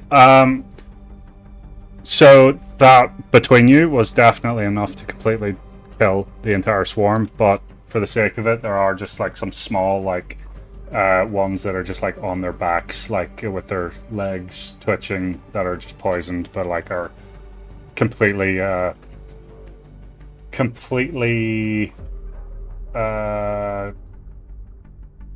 safe. What's the word I'm looking for? They're not dangerous anyway, by themselves. So. Yeah. Passive. Passive, yeah, sure. Someone's gonna start like picking them up one by one and squishing them. I warned you. I warned you. Oh, he's letting the shit get to his head. All right, okay. So because we're doing this, I'm going to have a little looky-loo, and we are going to Kassan. I need a wisdom save, please. Okay. Thank goodness I keep my mental stats.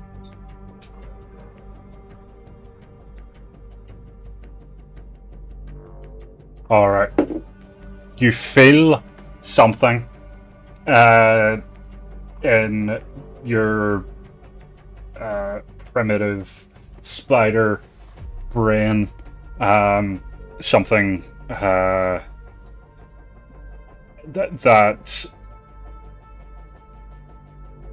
says pain but doesn't feel like pain. You succeed the save, and therefore you don't know exactly what was happening, but you are safe from whatever it was. You may continue. Can I make an insight check to see if I notice Kassan trying to resist anything? You can make it with disadvantage because he's a spider. Fair enough. You do notice that he's trying to resist something. Okay, so before everyone starts moving, I'm actually going to use the Mark of the Taken to talk with him telepathically. Alrighty, right? So, what was that you just felt? You hear not like normal Kassan's mind, but this kind of scattered thoughts. Not pain. Bad for spiders. You think it's safe for us to continue? Safe. No safety. Yeah. Should we Suppose We that's grab are it? the danger.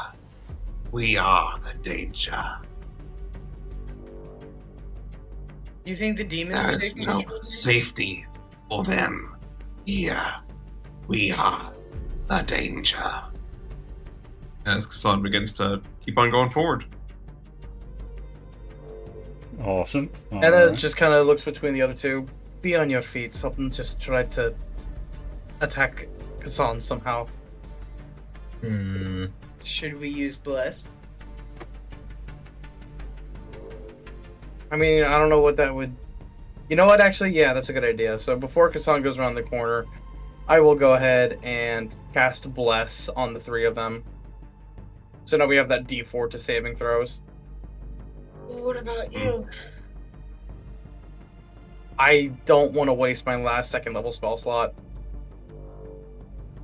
I honestly was thinking about blessing you, and then I'm like, I don't know if that'd be optimal. Maybe wait for Enna's concentration to break and then cast Bless. Probably. That makes sense. Yeah, kind of stagger it. So yeah, Yeah. I'll continue on. You hear a spidery screech as Kassan looks into this next room.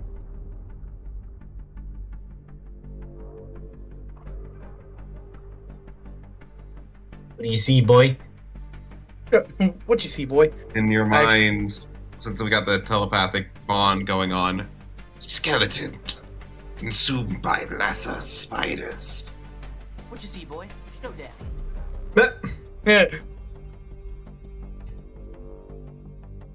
Alright. Looking polite, it says, With close that door. Yeah, it's another gate. Okay. I couldn't tell, sorry. That's all good.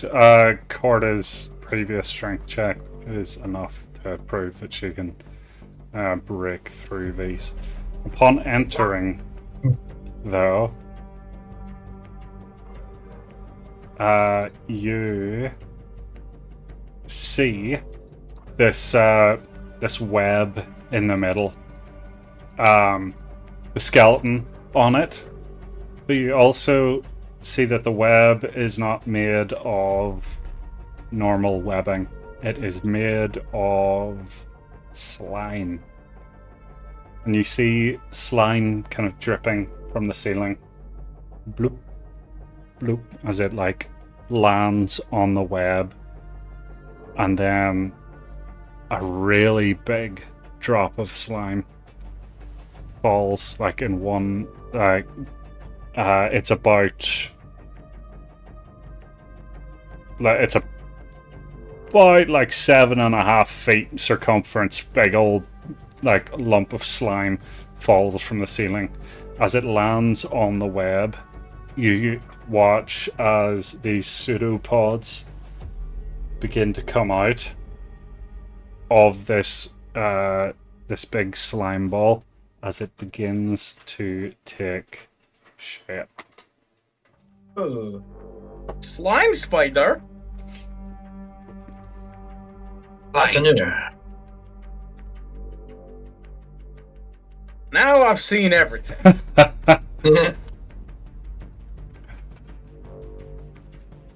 Well, fuck him. Let's kill it. Initiative. I've done that. Let me check. The generator? No, he's not here. Sorry. Let me do that. There we go. Let's see if I roll above single digits this time, guys. Woo! Holy shit, there it is! Oh my Oh. gosh! 2 nat 20s. Holy fuck.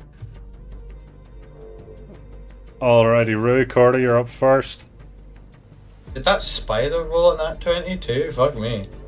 Spider. No. We got a. It just has that big of a boost to initiative. Well, fuck him. I'm gonna run up to him. So oh, this wait, hold on. is a What? barrier. It's like a. Barrier. It's like a railing. Beneath the spider, there is a pool of liquid, but it appears like you see bubbling. It appears to be acidic beneath it. Yuckers. Yuck time. Yuckers indeed. I'm gonna get pissed off because I don't like having acid. Wait, no, is this place still 10 feet by 10 feet, like tall? No, this room, like the innermost sanctum, is about 20 foot tall. Okay, I got enough space for Big Doggo. So Big Doggo has enough room. So is it standing on top of the... How big of a drop is it compared to the spider versus like the acid below it? We'll say it's about 10 feet below it, but it has indiscernible depth. Okay. And also this creature seems to be made of like the poopy acid, so ew, gross, yucky. I'm gonna hit it with my anchor. Alrighty, right? That's 1d20 plus 8 for the attack roll. That's a dirty 20. That's a hit. It'll be womp womp womp. So it's a 1d. It's 2d6 plus 7 for the damage. I always forget because it's a plus 1 anchor. So 2d6 plus 7. It takes 15 bludgeoning damage. 15. Alrighty, big right? boinkage. And I'm going to make my second attack. Fuck, I forgot you can do 2. Okay. Don't forget about the plus 4. Oh, plus 4 guidance? Okay. Well, the D4, I should say. The d4 for guidance. Okay. So, yeah. plus 1d4 plus 1d20. What's ahead? Yeah, okay. Rolling damage again. 2d6 plus 7. It takes an extra 13 bludgeoning damage on top of that. So that's 28 bludgeoning damage in total. Alrighty, Rui. That is a lot. Let's choose this. Okay. Perfect. So what we're going to do is it is going to use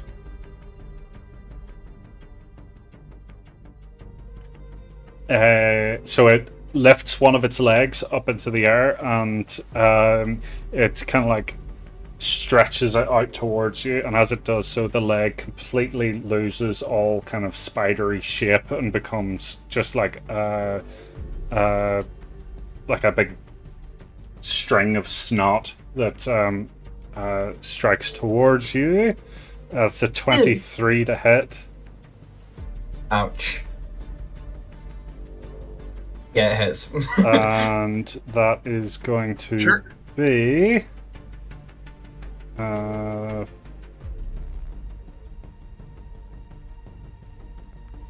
14 acid damage. Does it have multi-attack? Is that 14 to me? Sorry, yeah. Yes. Okay, 14 acid on me, reducing me down to 24 HP. All right. And that is.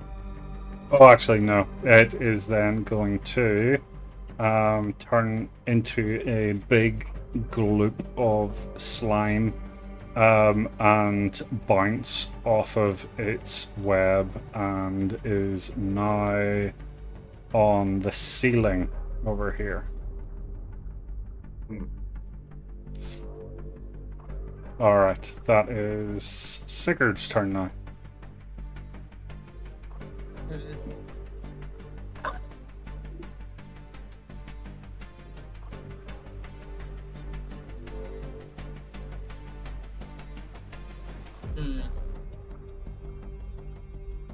The way this room is shaped is unfortunate. But yeah, no, I guess that makes sense.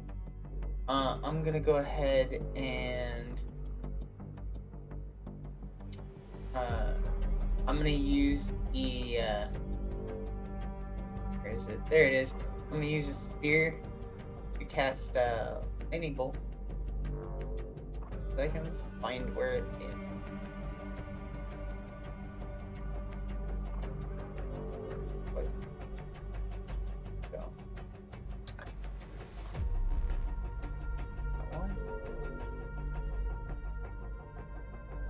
You know where we put it last time? Is it just in spells key? Your lightning bolt. Yep. Should be in your spells or Age, faith, ruffled. I don't see it by my name. Do you know what? That's okay. What I'll do. Is it like the actual lightning bolt spell? Yeah. On. Yeah. Okay. As far as I know. All right. Here.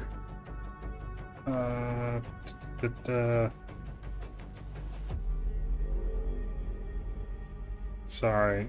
1 second. Fuck a duck.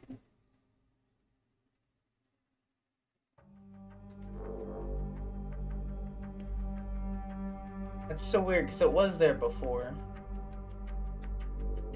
Alright, you should find for now, there's a scroll in your inventory for the spell. Should be. Can you search? So, Roll. gold. Yeah, if you type in scroll and at the top, it'll come up. Ah, okay. No. Okay. Right at that fucking spider. And it needs to make a dexterity saving throw. Nice. So anyways, I started blasting. Anyway, I started blasting. That is Hang a 6. No, wait. Oh, that's a 15 for the save. Meets it, it beats it, and I rolled 3 1s, 3 2s, a 3, and a 4. Damn, So I feels take, bad, man. 8 lightning damage as the staff lights up and it shoots a beam. But the beam kind of just wiggles through it, I guess. I don't know. So is that a half damage then? Yeah. Yeah, so it's 8. Okay, doke. Alrighty, three. Thing is going to be a problem, I can already tell. And is that your whole turn? Yeah, I was just pressing the button. Alright, first things first, we're going to start out with a guiding bolt from the quarterstaff of the Stormsinger. That'll be my once per hour short rest thing. Sure. So that plus 5. And she casts that as she exclaims, Fulmin Lucis. Of course it's a fucking nat 1. Why wouldn't it be? And I already used Infernal Guidance, so I can't re-roll that. What does that nat 1 mean, D? Lay it on me. What does the nat 1 mean? It means that you're you kill Corda.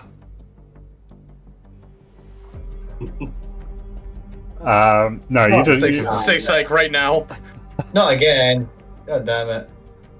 Yeah, you miss, and I'll probably put it down to the fact that you're like still like mostly in the corridor. Alright. But then I'm not out of tricks yet. She says out of tricks. No, we're gonna do a magic missile at 3rd level. Ooh, okay. So that's 5 things. Swear to God, if I roll okay, max damage. So that is 25 damage. Ooh. That's 25 force damage. Jeepers. Alright, well you took it down like from not bloodied to very close to death. Magic missile is best. So you see its legs like starting to like drop off and just like turn into puddles underneath it. Now it's like got like 3 legs left as it drops down from the ceiling and ends up standing on the ground again. And I got pissed that the guiding bolt didn't work. Is that your whole turn? Yep, that'll do it. And I need to go to the bathroom. Alrighty, right. And it is Kassan now. Yep, I am guiding bolting the spider. Alrighty, right. That is a hit.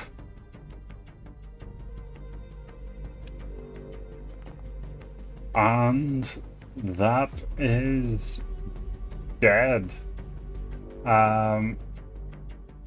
So. And I have to exit spider form to do that, sorry. Oh, do you? Yeah. So that's my bonus action. Sure. Do you want to say anything with your spider brain? Yeah, to the little spiders, I yell out, "Behold the power of the god of spiders!" As I turn into Kassan and explode the giant one. Awesome. Alright. I'll just... I have now invented spider religion. Hope Lolthit's upset with me. What is with these low rolls? I just saw the 2 1s and 2, 3. That's great. All right. And with that, we are. Corda, you can end your. Go small again. Bloop, bloop, bloop, bloop, bloop. Alrighty, Rui. So, you realize that unless you've missed something, this is probably the last room. As you explore around, you see above you there is a grate that it's very dark up there. It's hard to see anything, but there is a grate nonetheless. This is likely your entryway into the castle. From up here, you have a ladder, and you have 100, and you got 200 gold from that chest there. Ooh. Nice. So you can add that each. Okay, dude. Like we each get 50, or Oh, you each get 200. Nice. really? Nice. Cool. It was a very full chest. You do see Hot there spice. is a lot. There's spices. Make me a investigation check. Yeah, give me 1 second. Are we just all making one, or Yeah, if you want. Sigurd will be looking around, and Sigurd will see nothing. Sigurd Right, has sewer gunk in his eyes. I got money on the mind. All right. I'm seeing 200 gold. Oh, thank you. Kasson. So, first of all, we find that up here there are more crates, and opening them up, you see that they are filled with kind of trinkets and loot. A lot of it is stuff that like would be valuable to like commoners, but not necessarily particularly valuable to all of you. Like goblets that are worth 2 gold and stuff like that there. But you do find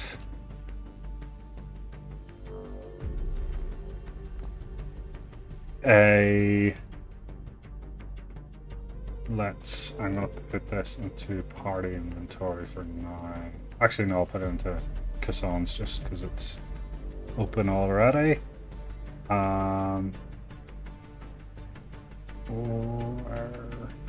loot.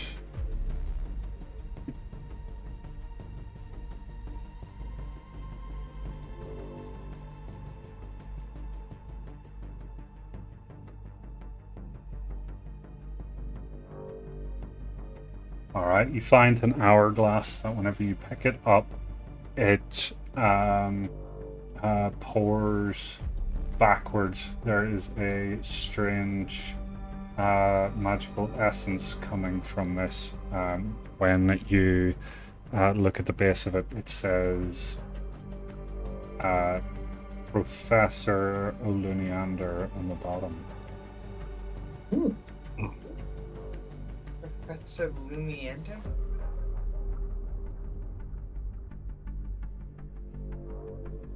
Interesting. And Kasana is going to walk up to this corpse and bend down to it, casting Speak with Dead. Ooh. Cool. Alright. The corpse itself is completely skeletal. It does kind of like shift, and its bones start to like reorganize above like the neck up, so that it's able to like communicate, and it turns its head at a completely unnatural angle to face you. Who were you?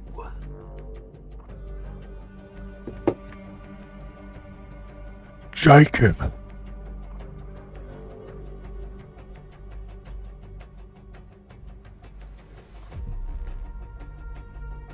Were you of the Ronken Vial?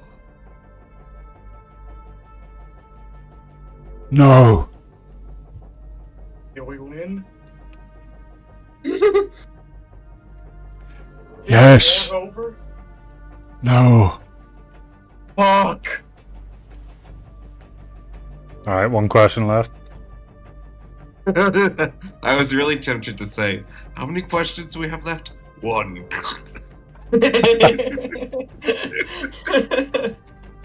God, the D&D movie did that. No, It's so fucking good. Speak with Dead is the best.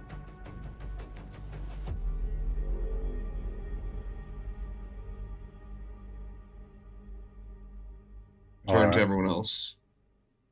I would appreciate suggestions. What's going on? Speak with Dad. I'm speaking with this corpse. It's Oh, the one in Mr. the very Jacob, middle? who was not of the Ronken Vial.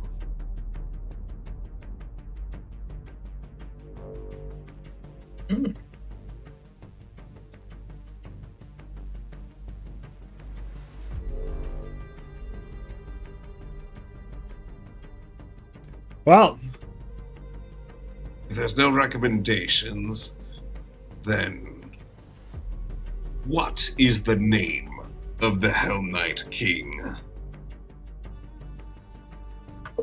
interesting. You might not know. He Good says. That's fine. I'm curious. He says, "We only know him as the Suffering King." And my computer just completely crashed. Oh no. The name of the session then? The Suffering King strikes back. Mm-hmm. It is the it's the other PC. So it's just turning itself back on. It's honestly it's the temperature. It's way too warm. Right. Oh, I love how fast computers restart nowadays.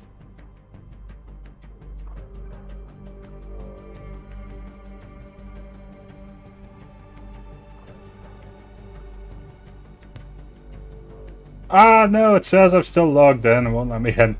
God damn it. Right, okay. I will... No! Let me in! Let me in. Let me in! Let me in!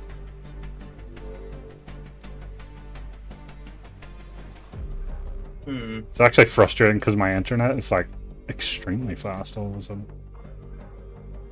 But it's...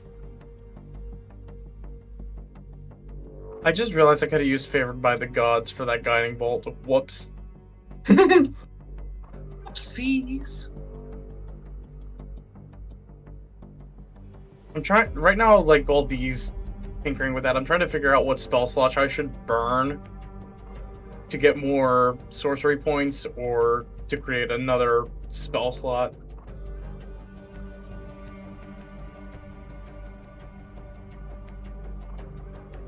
Does it still say I'm playing? I mean, we haven't been kicked out.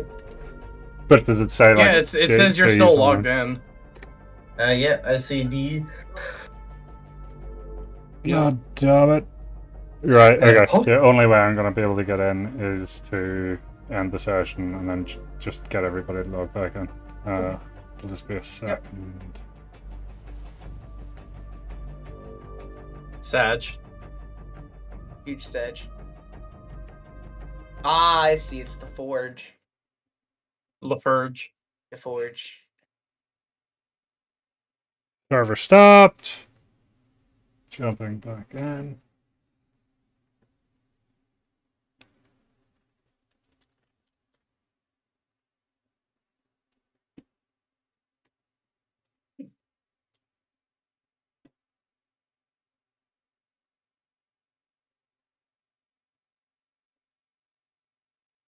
Alright, you should all be able to get back in there.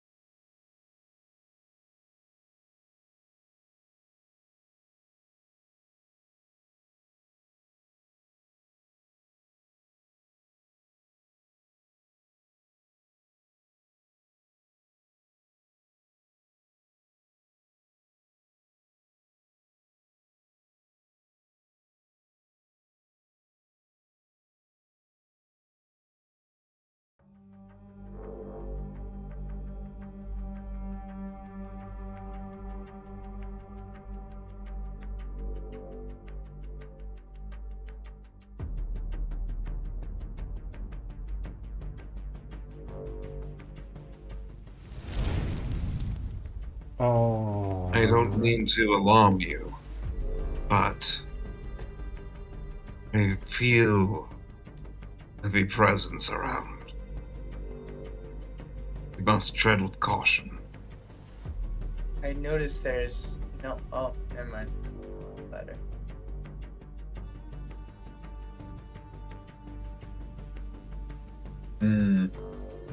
I didn't realize the session was back up. I'm logging back in. Yeah, we're back up. I'm gonna chug a healing pot. While you do that, I'm just going to move everybody beside each other so I can kind of copy and paste you there. Did we check out what was in the chests? 200 gold each. Oh, nice. Okay. And then some other item, I think, in the party inventory. It was a something. Did D already add the gold to us or no? Something Oh, I goofy. added it myself. Okay. I was just wondering because I couldn't remember what my gold was. Anna's going to shapeshift into the guise of a Ronkenvile rook. Okie doke. Actually, bishop. Bishop. Because he wants to be able to cast magic and not make it look weird. And we've seen bishops cast magic, so they feel safe. Sure thing.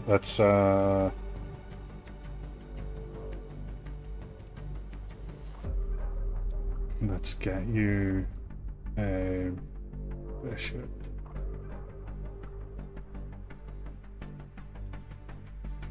I'm just gonna burn 2 first level spell slots to get back 2 sorcery points. I'm down to 1 slot of each level.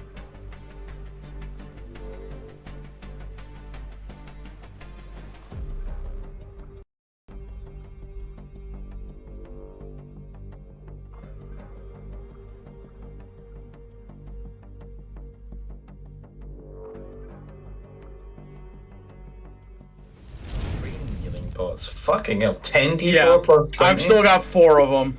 Jesus, when the hell did you even get that? It was a while ago. I think we picked it up from the ghost ship. I do It's remember picking it up incredible. from the ghost ship. But I don't think any of us have enough health to make that, like, super useful. Yeah, but that's all the healing I have apart from cure wounds and mass it's cure good, wounds. It's good in like a pinch. Yeah. Like 10d4 plus 20. The plus 20 on its own is enough. Is basically enough to get me up. Yeah, Yeah. I think that this is basically a. That is a minimum of 30 healing. I'm pretty sure that this is basically just a mercy res. Like I'm gonna roll 10d4 right now. 31. That's like full heal. That's a full heal for me. Coincidentally enough, I rolled my exact number of current hit points. You know what? I will actually drink this, though, for myself. 2d6 plus 2, 10 HP. Yeah, so I'll drink that just to boost myself a little bit. Okay. Alright, Kassan, you can see through walls, yeah? Essentially? Alright. So you're aware that there is people... A huge number of enemies. Yeah. Specifically, there's somebody like right outside your room. They are apparently patrolling. If everybody in your group leaves that room, it'll be very suspicious. Because you're the only one currently disguised, unless Sigurd disguises as well, or whoever wants to wear the cloak. Perhaps one of you who's better with words should put on the garb. Who wants to wear the outfit? I mean, I guess it makes the most sense for me to put it on. I agree. I don't know what the other two are going to do. That's the thing, though. I can speak with my fists. I mean, we do have the Mark of the Taken, so we could talk telepathically. Mm-hmm. I will say, though, I only have one more charge of it. I believe Enna or Sigurd should likely accompany me. Words often fail me. You've had much better luck in such regards. No, I'm definitely not the best talker. Suppose that means I'm up to bat. Alright, Anna, you have your outfit on now. Right, good luck, you two. Scream loudly if anything goes sour. We I'll just come in ready to and kill anything that moves. As we walk by, I whisper to you, the statues unnerve me. Be on your guard. I'm just gonna follow Kassan's lead for the most part.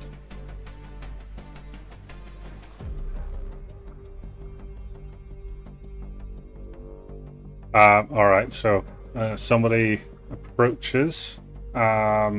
They have the rook symbol on their chest. As they see the two of you, a pawn and a bishop, come out of essentially a dump room, they stop you and say, "What the hell were you doing in there?" Ensuring that our ranks were not entered by those intruders that were invading from the front breach. Yeah. It could have been a diversion.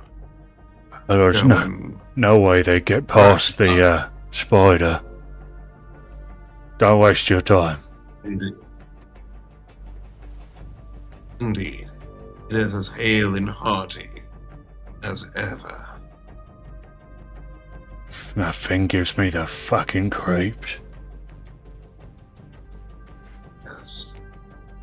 Indeed. So you can see that there's two here. From your current position, you can also see that there are two above you on the balcony at the top of the stairs. Let's see.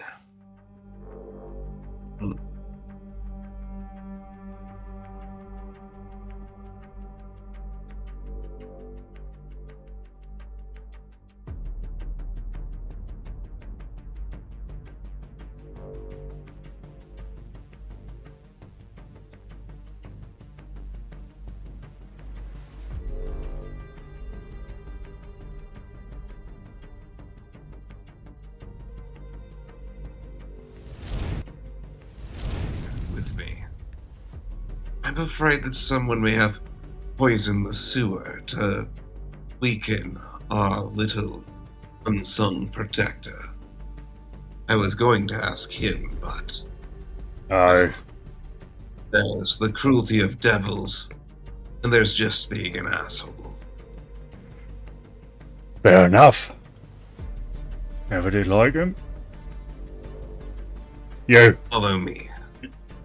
as he points to Anna. Watch my post. Yes, sir. Kassan relatively loudly says, "You see, Sir God, I'm afraid the spider looks a little sickly. Look at it over here." And as soon as he Right. walks in, I close the door. And I'm going to attempt to snap his neck. Frying pan at the ready. All right. The neck does not snap. So what we'll do is I will give both of you advantage on your attacks here. Okay. This will be an unarmed strike, which is yes, +1 because of the Eldritch Claw. Okay, so 1d20 plus 8. I guess I'll roll a second one just in case. Let's see if we get a crit, baby. I got one less. Okay, so that's a 27. Alrighty, right. That's definitely a hit.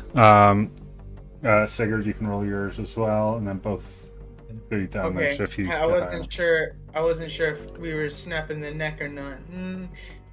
I like to imagine it's hit with the frying pan, then if he's still standing, snap the neck. Yeah. Yeah. Okay. He gets hit with the frying pan, like dizzily, like spins over to me, and I just grab it. I only rolled a 13, even Oh. with advantage. That's a-okay. Just. You do have Mark of the Taken. No, last time I did that, I got a nat 1. I'm never doing that again. Fair enough. No. While Okay. that's all going on, D, could I actually ask about more what's going on in here? Yes. After I get. And Kassan, you might as well roll to hit as well, unless it's going to start like just remove your disguise or something. It will not, as long as I don't. I think it's concentration. Okay. Actually, I don't. It's not concentration. It just lasts for an hour. Cool. So yeah, I will go ahead and thorn whip this guy. Alrighty, root. Alright, okay, now Corda and Kassan both roll damage. Sigurd, your dying pan did not hit. Okay. I like to imagine I swinged it too hard and cracked the wall. Oh yeah, that is a 1d. It's a 1d4 plus 5, which isn't impressive. But I don't know. I don't know how D&D calculates neck snapping.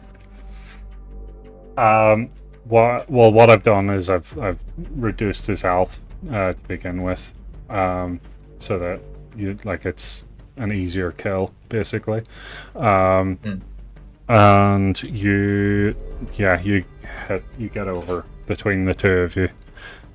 So we'll say that the thorn whip kind of like restrains him while Corda grabs his head and twists. In the meantime, Anna, you're out here in the foyer. You feel quite unnerved by by what Kassan said about the statues. You can feel them looming over from behind you. What do you want to know? What was your question? About the two people above us on the balcony, I guess you said. Sure. What I'll do is I'll move you up just so you get a better look, see where they are. Okay. So they're both 5 feet. up on the balcony. They are carrying crossbows and appear to be another set of guards essentially. That's For a little upsetting. all intents purposes, this place seems very quiet. You don't hear a lot going on, other than the odd kind of like rumble from out the front door. You don't hear like the chatter of like a bunch of cultists talking. You don't hear any chanting. It's very quiet. I was hoping they would have been closer together. They're 35 feet apart, and so I guess I'll wait and see if either of them move while the distraction is happening. And if they do get within 20 feet of one another, I'll ready my action to subtle spell cast sleep on the two of them. Ooh, smart. Okay. Right, well, the cultist in there was taken care of, and his cloak is available for Corda or Sigurd.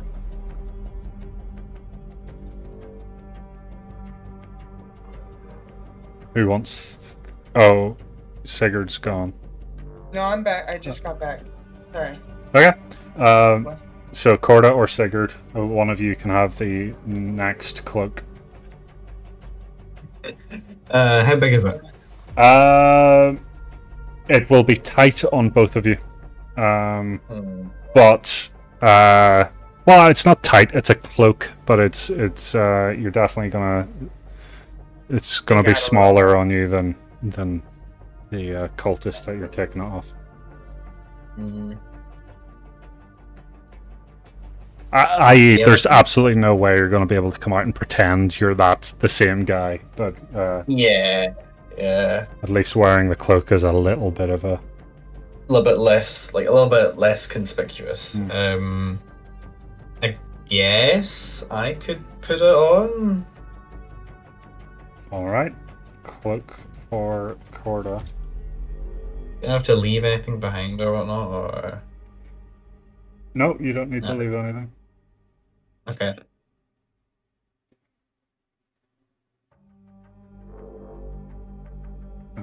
Just like slip out and hope that nobody notices a slightly tall cultist exiting from the shit room. Yeah, you're huge.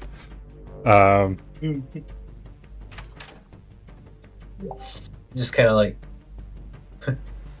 oh, I've been here the whole time, you know? First, I'm gonna grab me ammo. Yeah, dog.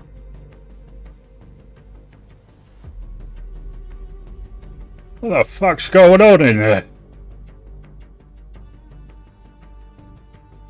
I'm afraid that the spider appears sickly.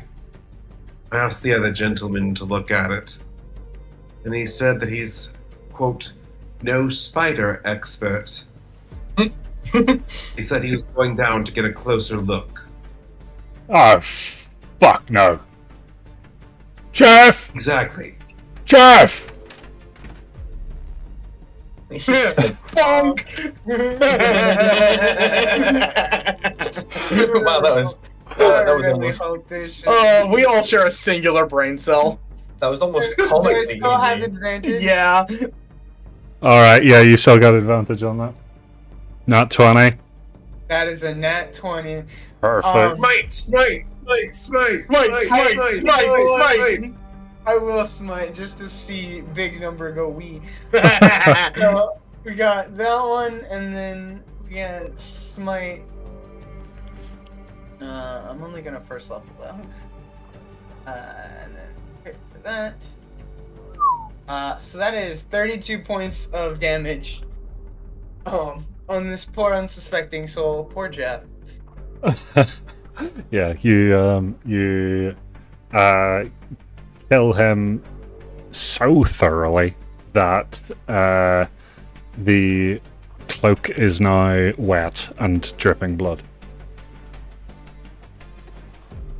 But it's still a cloak. Yeah. So first things first, I'm gonna take the body, I'm just gonna shove it down there. Then I'm gonna take the cloak and I'm gonna wring it out like underneath the grate, and I'm gonna put it on and just kind of shake it off with pride, and then I'm gonna head out the door. I'm actually gonna start walking towards it, hearing like there's something wrong with the spider, like I'm showing concern for our security. Sure. All right. And when I see that, I'm gonna go ahead and cast Prestidigitation to clean the cloak. Oh, there we go. So cloak is now clean. The spider is just a little unwell. I fed it some medicine to drink. All right. So And who I'll just has the return back best to my post. deception? Deception. I tried to click on my character. It was the Yeah, wrong one. deception. Yeah. I got a pretty good deception roll right there. If I can see, I got a +2 in Plus deception. 2. I have a My plus computer is 3. beginning to glitch out, so I got a +7 with a bonus of 1d4 plus 2 bludgeoning damage. I think that means Corda doesn't do deception. She does knockout. But yeah, I have a +3. So I guess that means I'm the best.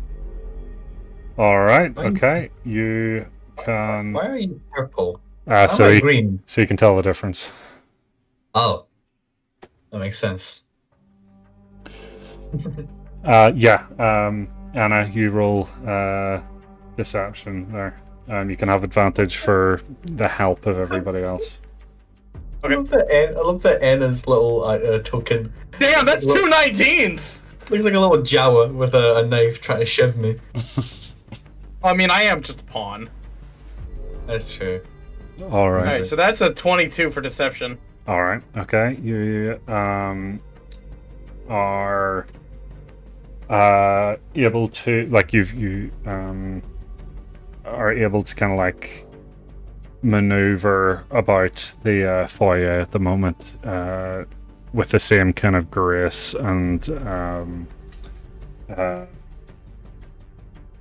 very similar to the guards that were just out here, and you're able to kind of like subtly aid your teammates to do the same, so that you're not going to be caught so easily. Okay. So long as the group of you don't do anything very obvious, you will be safe to move around, or at least you think so with your 22. Okay. David. I whispered to the others, "The statues, there's something wrong with them. Don't know what." So I'm assuming the purple is Holly and the green is Corda. No, I'm green. I'm green. Oh. I'm right here. Yeah, Okay, you're so Holly's green. Mhm. Got it. you got like purple Holly, green Corda, of course, naturally. Wait, they're the same character. Shall Sorry. we, I'm amazing at my shall we job. check the sides? I'm gonna We'll poke move with the up. stat. I can divine sense if we think it would help. If you would. Absolutely. So I'm gonna divine sense and look all around us. You go first. Do I see anything in particular with divine sense? No. No. Sense anything affected by the hollow or celestial fiend or undead. No. Wait. Within 60 feet. Nope, that's not the button I wanted. There is a fiend over here. Wait, sorry. Oh, okay. There's a fiend over there. Okay. And let me just double check. Ignore that.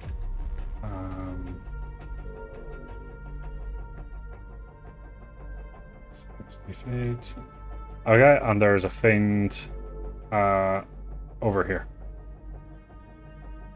Just gonna walk up behind Ekasan. And there's some undead in this room as well. There's two fiends and multiple undeads up ahead.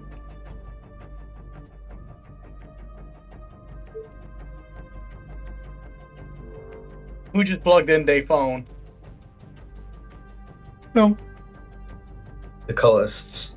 The cultists. Well, I guess we're going through this door. I like it. I like this plan. Door open. Unless it's locked. In that case, door not open. No, you unlocked it. You opened it. Not with my head. You opened it with your hand. I feel like Corda has to take a moment to remember. No, disguise. Cultists don't open doors with heads. Only the cult of head does that, and they don't really do. That's not the only thing they do with heads.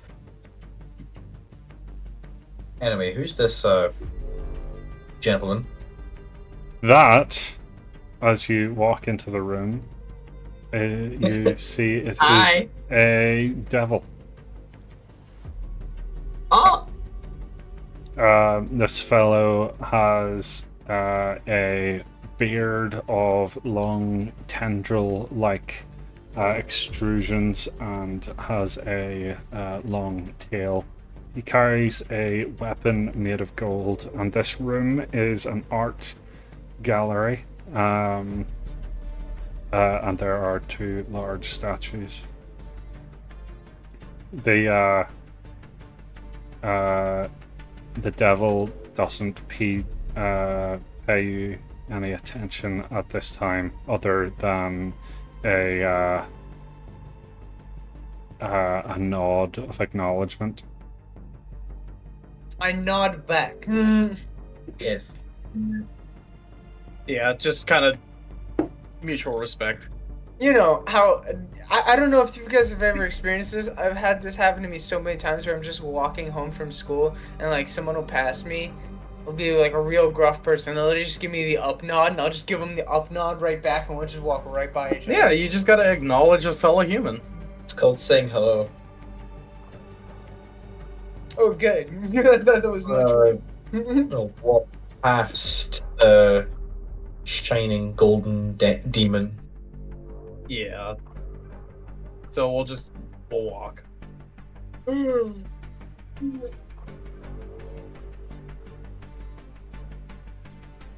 Yeah, we're meant to be here. Like, you know, I mean, the 22 deception. I'm helping you guys.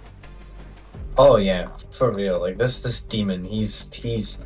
We go back. Okay, we go back. We go way back. Oh, there's the undead.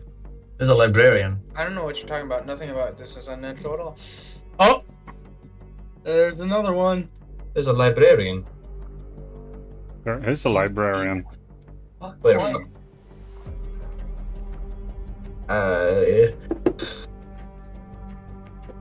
Is there another door to this room? You don't see one from your current position, if there is one. We don't know what we're looking for. Oh no, I know what we're looking for. We're trying to get to the top of the castle to see where this dungeon is. This ain't it. Go up the stairs. I'm gonna. Before we do so, perhaps we should take a moment to do what we can in this room, and Kasana is going to make a beeline for the library. I'm just gonna look at the books around me and completely like act natural. Mm-hmm. Yeah. As I'm gonna pull out a book upside down. Library. As you approach the librarian, Bonnie slinks down your back and hides.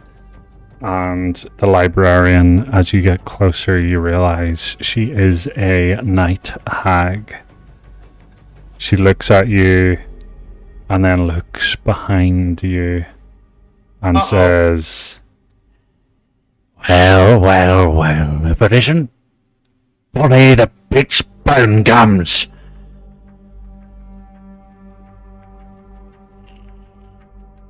Hassan, as a night hag, can you guys be charmed? No. You have met my familiar before.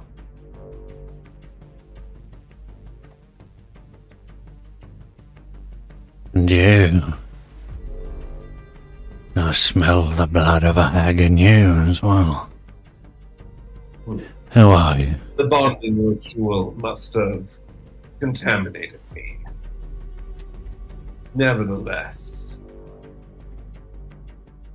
I am here because after successfully finding the spirit of a night hag, my superiors have given me a new hope to break the celestial cage's will. To that end, knowledge is power. Could you point me to where we keep tomes on such divine mysteries? Of course. Always happy to see a fellow. She looks you up and down. Intellectual. But you know the rules. Information for information.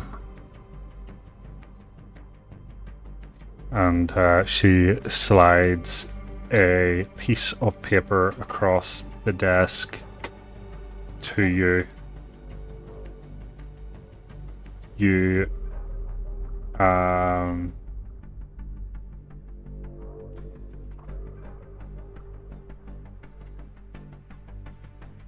you see that it is completely blank, and she looks at you expectantly before saying, "It's your first time in here, I suppose."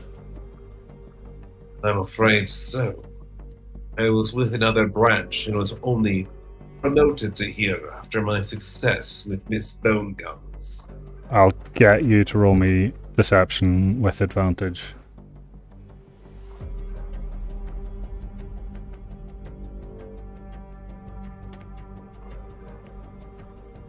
That's 15. Gonna be versus her. Okay.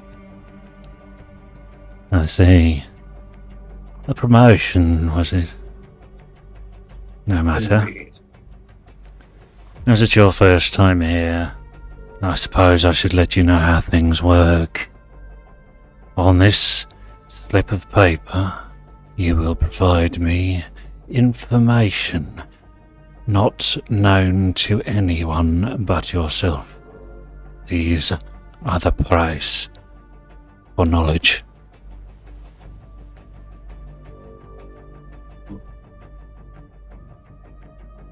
Son stops to think for a moment. Information. And one but itself.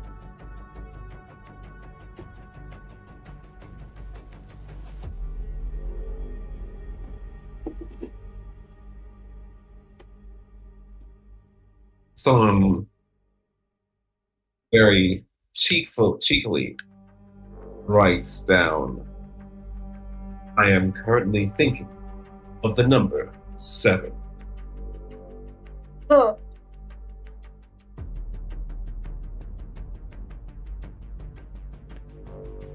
Well, you Letter are of the smart, aren't you? Very well. She takes the page and holds it in her hand. It becomes a tome. Instantly, it like fills out, like it becomes leather bound, and you see like 1,000 more pages fill it. And she looks at the book, points it towards you, as it says Kassan on the front, and it also says underneath Corda Ren. Fuck. And Kassan immediately drops his disguise and shoots out a guiding bolt directly into her chest. Oh. Alright, okay. Go for it. That is a hit.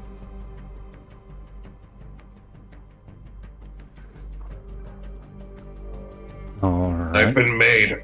Kill everything. Hard to kill You what's don't- already dead. Corda Ren. As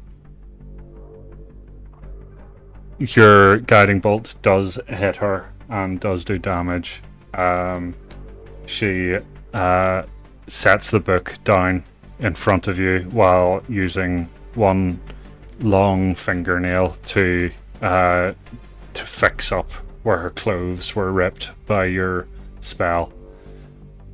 She then uses another finger to erase Corda Ren from the front of the book.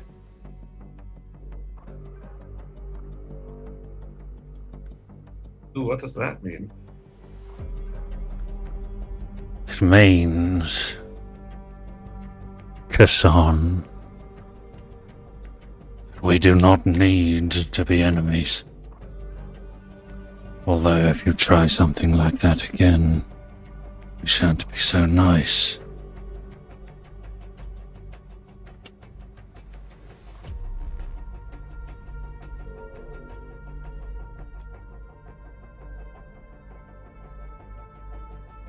Very well.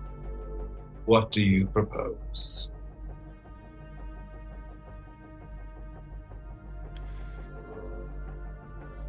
She lets go of the book in her hand, and it starts to flap like a bird as it places itself neatly into one of the bookshelves. She says, I am bound to this place. Yes, I have no choice but to be here. See, I know what it's like when they know your name. See. You, on the other hand, oh my, you're a free boy, aren't you? Let's keep it that way. Only one of us Where is knows your name now. What was your where is question? your I was going to say, where is your contract? Stone Gums has gained freedom with me. Perhaps I could do the same to you. I've not seen it myself, not for hundreds of years. But I hear tell of a vault hidden within the dungeon. Yes. Find my contract, and you have my word. I will forget your name. And she puts out her hand to shake yours in a binding deal that if you destroy her contract, she will wipe her memory of your name. Very well. Pleasure doing business.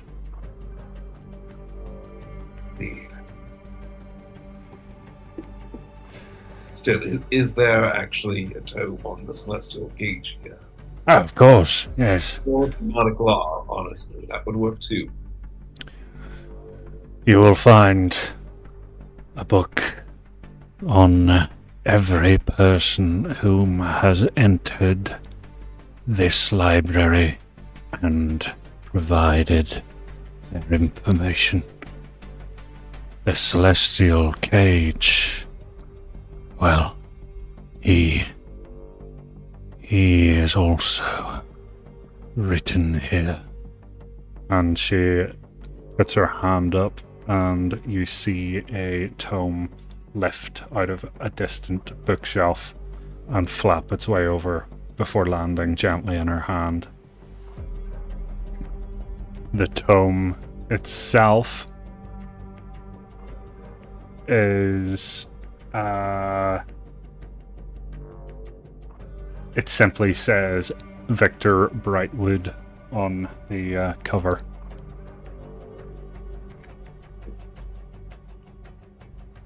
You may read to your heart's content.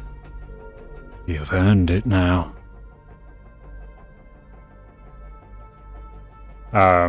Thank you.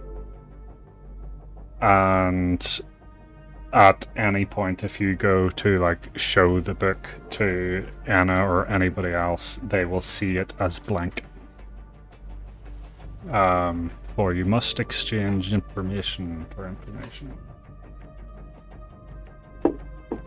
I am going to, in that case, try to flip through the book, looking for pertinent information about what exactly a celestial cage is and what exactly they're trying to do to Enna's father.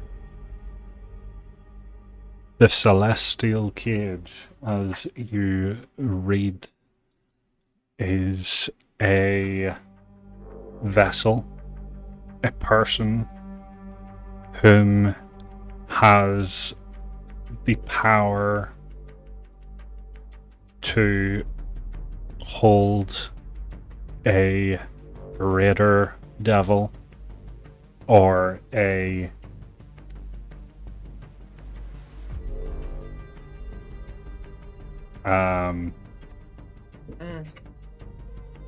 what do you call them? Archdevil. To hold an archdevil within them without breaking, without just being destroyed in the process.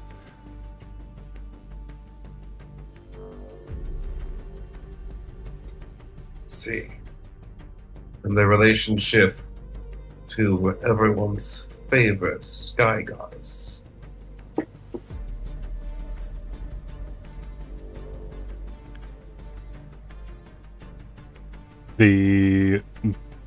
Oh right, yes. Oh yeah, yeah. So the book. So as you flick through the book, you realize that it has, it is an entire biography of Victor's life from the moment of birth. But it talks about how Victor like later on, like when you flick through, you see that it talks about when Victor realized he has the blood of the starlight apparition running through his veins, and that when he one day spoke to the starlight apparition, it told him that his bloodline is precious and extremely dangerous, and told him to not bear any more children, or to not bear any children. And regardless, one day Enna was born, and he decided to basically never tell her about her bloodline, so that she wouldn't, so that like he could try and spare her from whatever this curse or blessing or both might be. He's basically it's a biography, but it's also like writing about things that he thought in his head, things that nobody else could possibly know.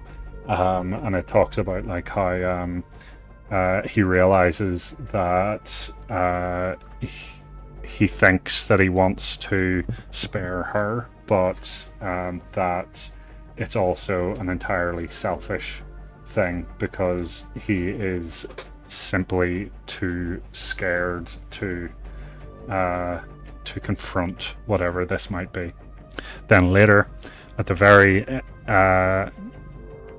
end, close to the end, it talks about how people came to...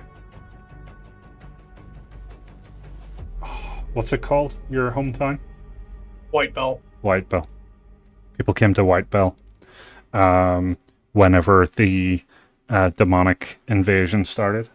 People came looking for Enna because they sought the celestial cage to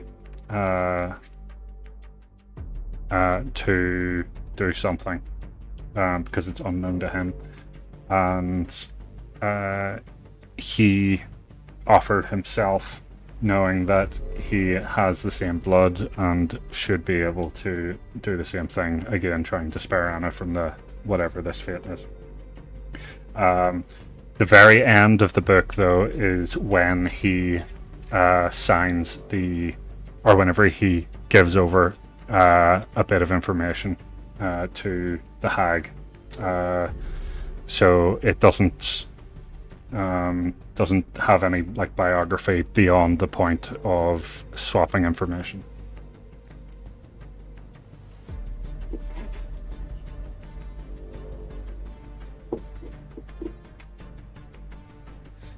But reading this now, you realize that your book has everything that you've ever done, and likely ever thought, up until the point of signing.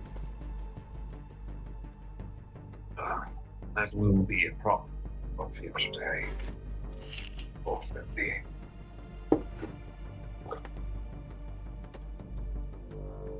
I relay this to the group. And,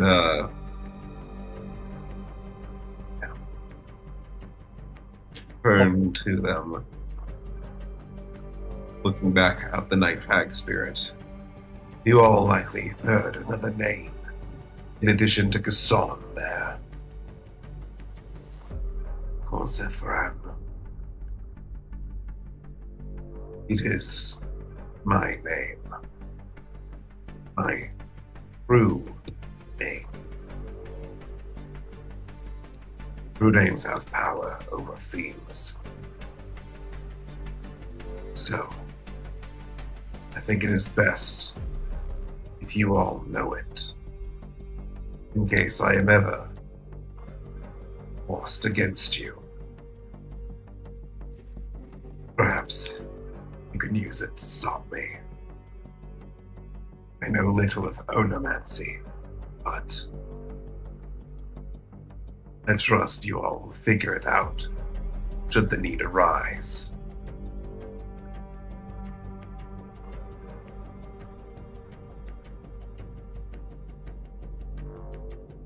Yep.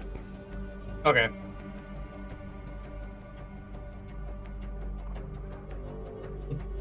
Yoink. We need to figure out how to get into this dungeon. Top floor.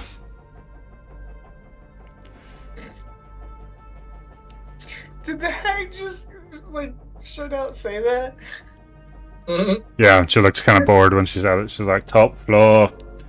No, because it's super funny because Enna's over here and the hag's over here and the hag's just like, yeah. She got big ears, good Well- hearing. She's a librarian. To be fair, like, if Anna's talking to all of you, you're really far away from her, so Anna must have said it fairly loud. Yeah, let's just. But is there like any specific? Because he said people don't come back from the dungeon. Oh, we're about to. They're probably sacrificed, if I had to guess. Oh, stairs it is. Gotcha. Don't say it out loud, you're gonna kill him. Yeah, wait up, guys, because someone's falling a little behind. He was typing. I'm trying. I got caught on the window. This the shit wall. happened. Oh, I've just realized you've webbed yourself, so you're like, your movement's 0. No. He does have the way his web icon on him. Yeah. Let's just see if I can remove that. A ladder? Oh, it's a ladder. That's the staircase.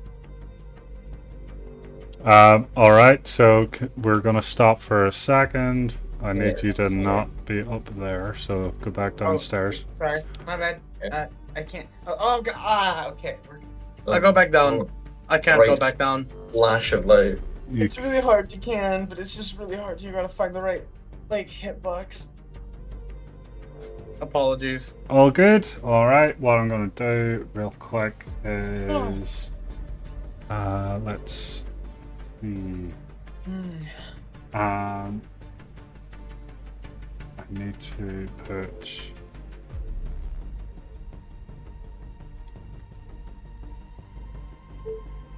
a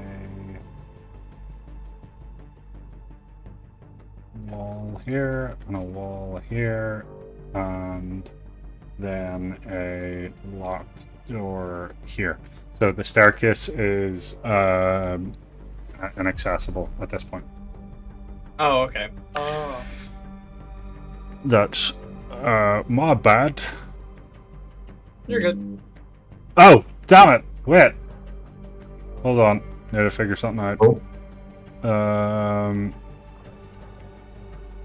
Let me see. Right. So as you are.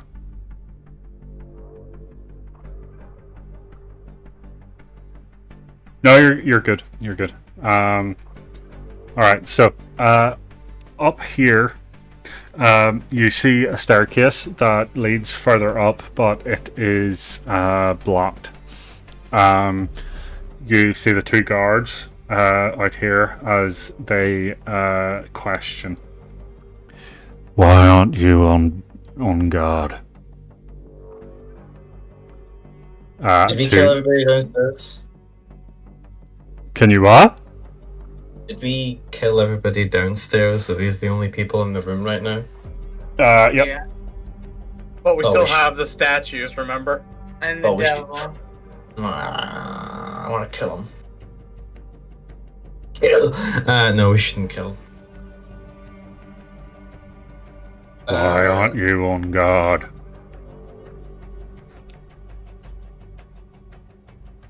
We were called downstairs to go and check the sewer entrance, ensure nobody had snuck up and slayed the spider. The spider yet lives. We are returning to our post. Explains why you stink. Indeed. And that is a-okay. They are appear to believe you. I should never play any charisma-based character ever because I cannot think of anything to say. Honestly, I was at a loss for words too. All right. So, while you're up here, there are a lot of doors, a lot of things to explore, but it is quite late. Is everybody going to be here next week? I will not, I sadly. am not, unfortunately. I could probably get here by 6 my time, which is an hour late. Right. And then what about the week after? Week after that, I should be okay in theory. Same here. Not next week, but the following week is my weekend off again. Something just came up work related next week, so I have to work late. Sure thing. We all good to continue in 2 weeks then? I'm 3 weeks, so that would be 2 3 weeks. weeks. Did you? 2. 2 weeks. 2 weeks. Yeah. 2 weeks. Yeah. Saturday the 5th, I'd be down for that. Yeah, the 5th. Alrighty, Roo. Okay. Oh, and do we ever find out what the stopwatch does? Oh yeah. Stopwatch. The internal puzzle box had a stopwatch inside of it. I opened it on the first try. Oh, nice. Apparently, it was just a skill issue when Corda got smited by it. Yeah, Fucking yeah. Definitely not that I rolled a nat 20. The only physical way to open it. So let me just double check. Da-da-da-da-da. So the stopwatch is, yes, you know what it does now. Just need to. Oh, bug. Where is it? It's in my armor. It's in my inventory. Cool. It gives you essentially access to some chronomancy spells, including speeding up or slowing down time, which, you know, like the Flash, it speeds you up. Yeah. You can also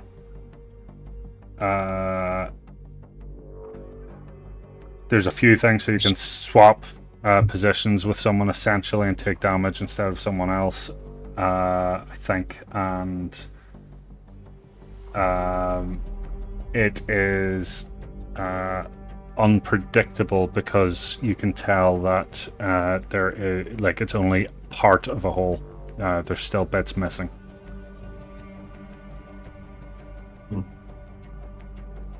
Chronometer. Kilometer. God, I missed this. Yeah. I miss playing D&D with you guys. It's definitely been too long. I fucking love this shit. Well, it won't be as long next time, so we can look forward to that. But for now, Not next week, we'll it's call 2 it. weeks. Yeah, 2 weeks from now, so the 5th. 5th, got it. Yeah. But alrighty, Ray, I am going to call it there.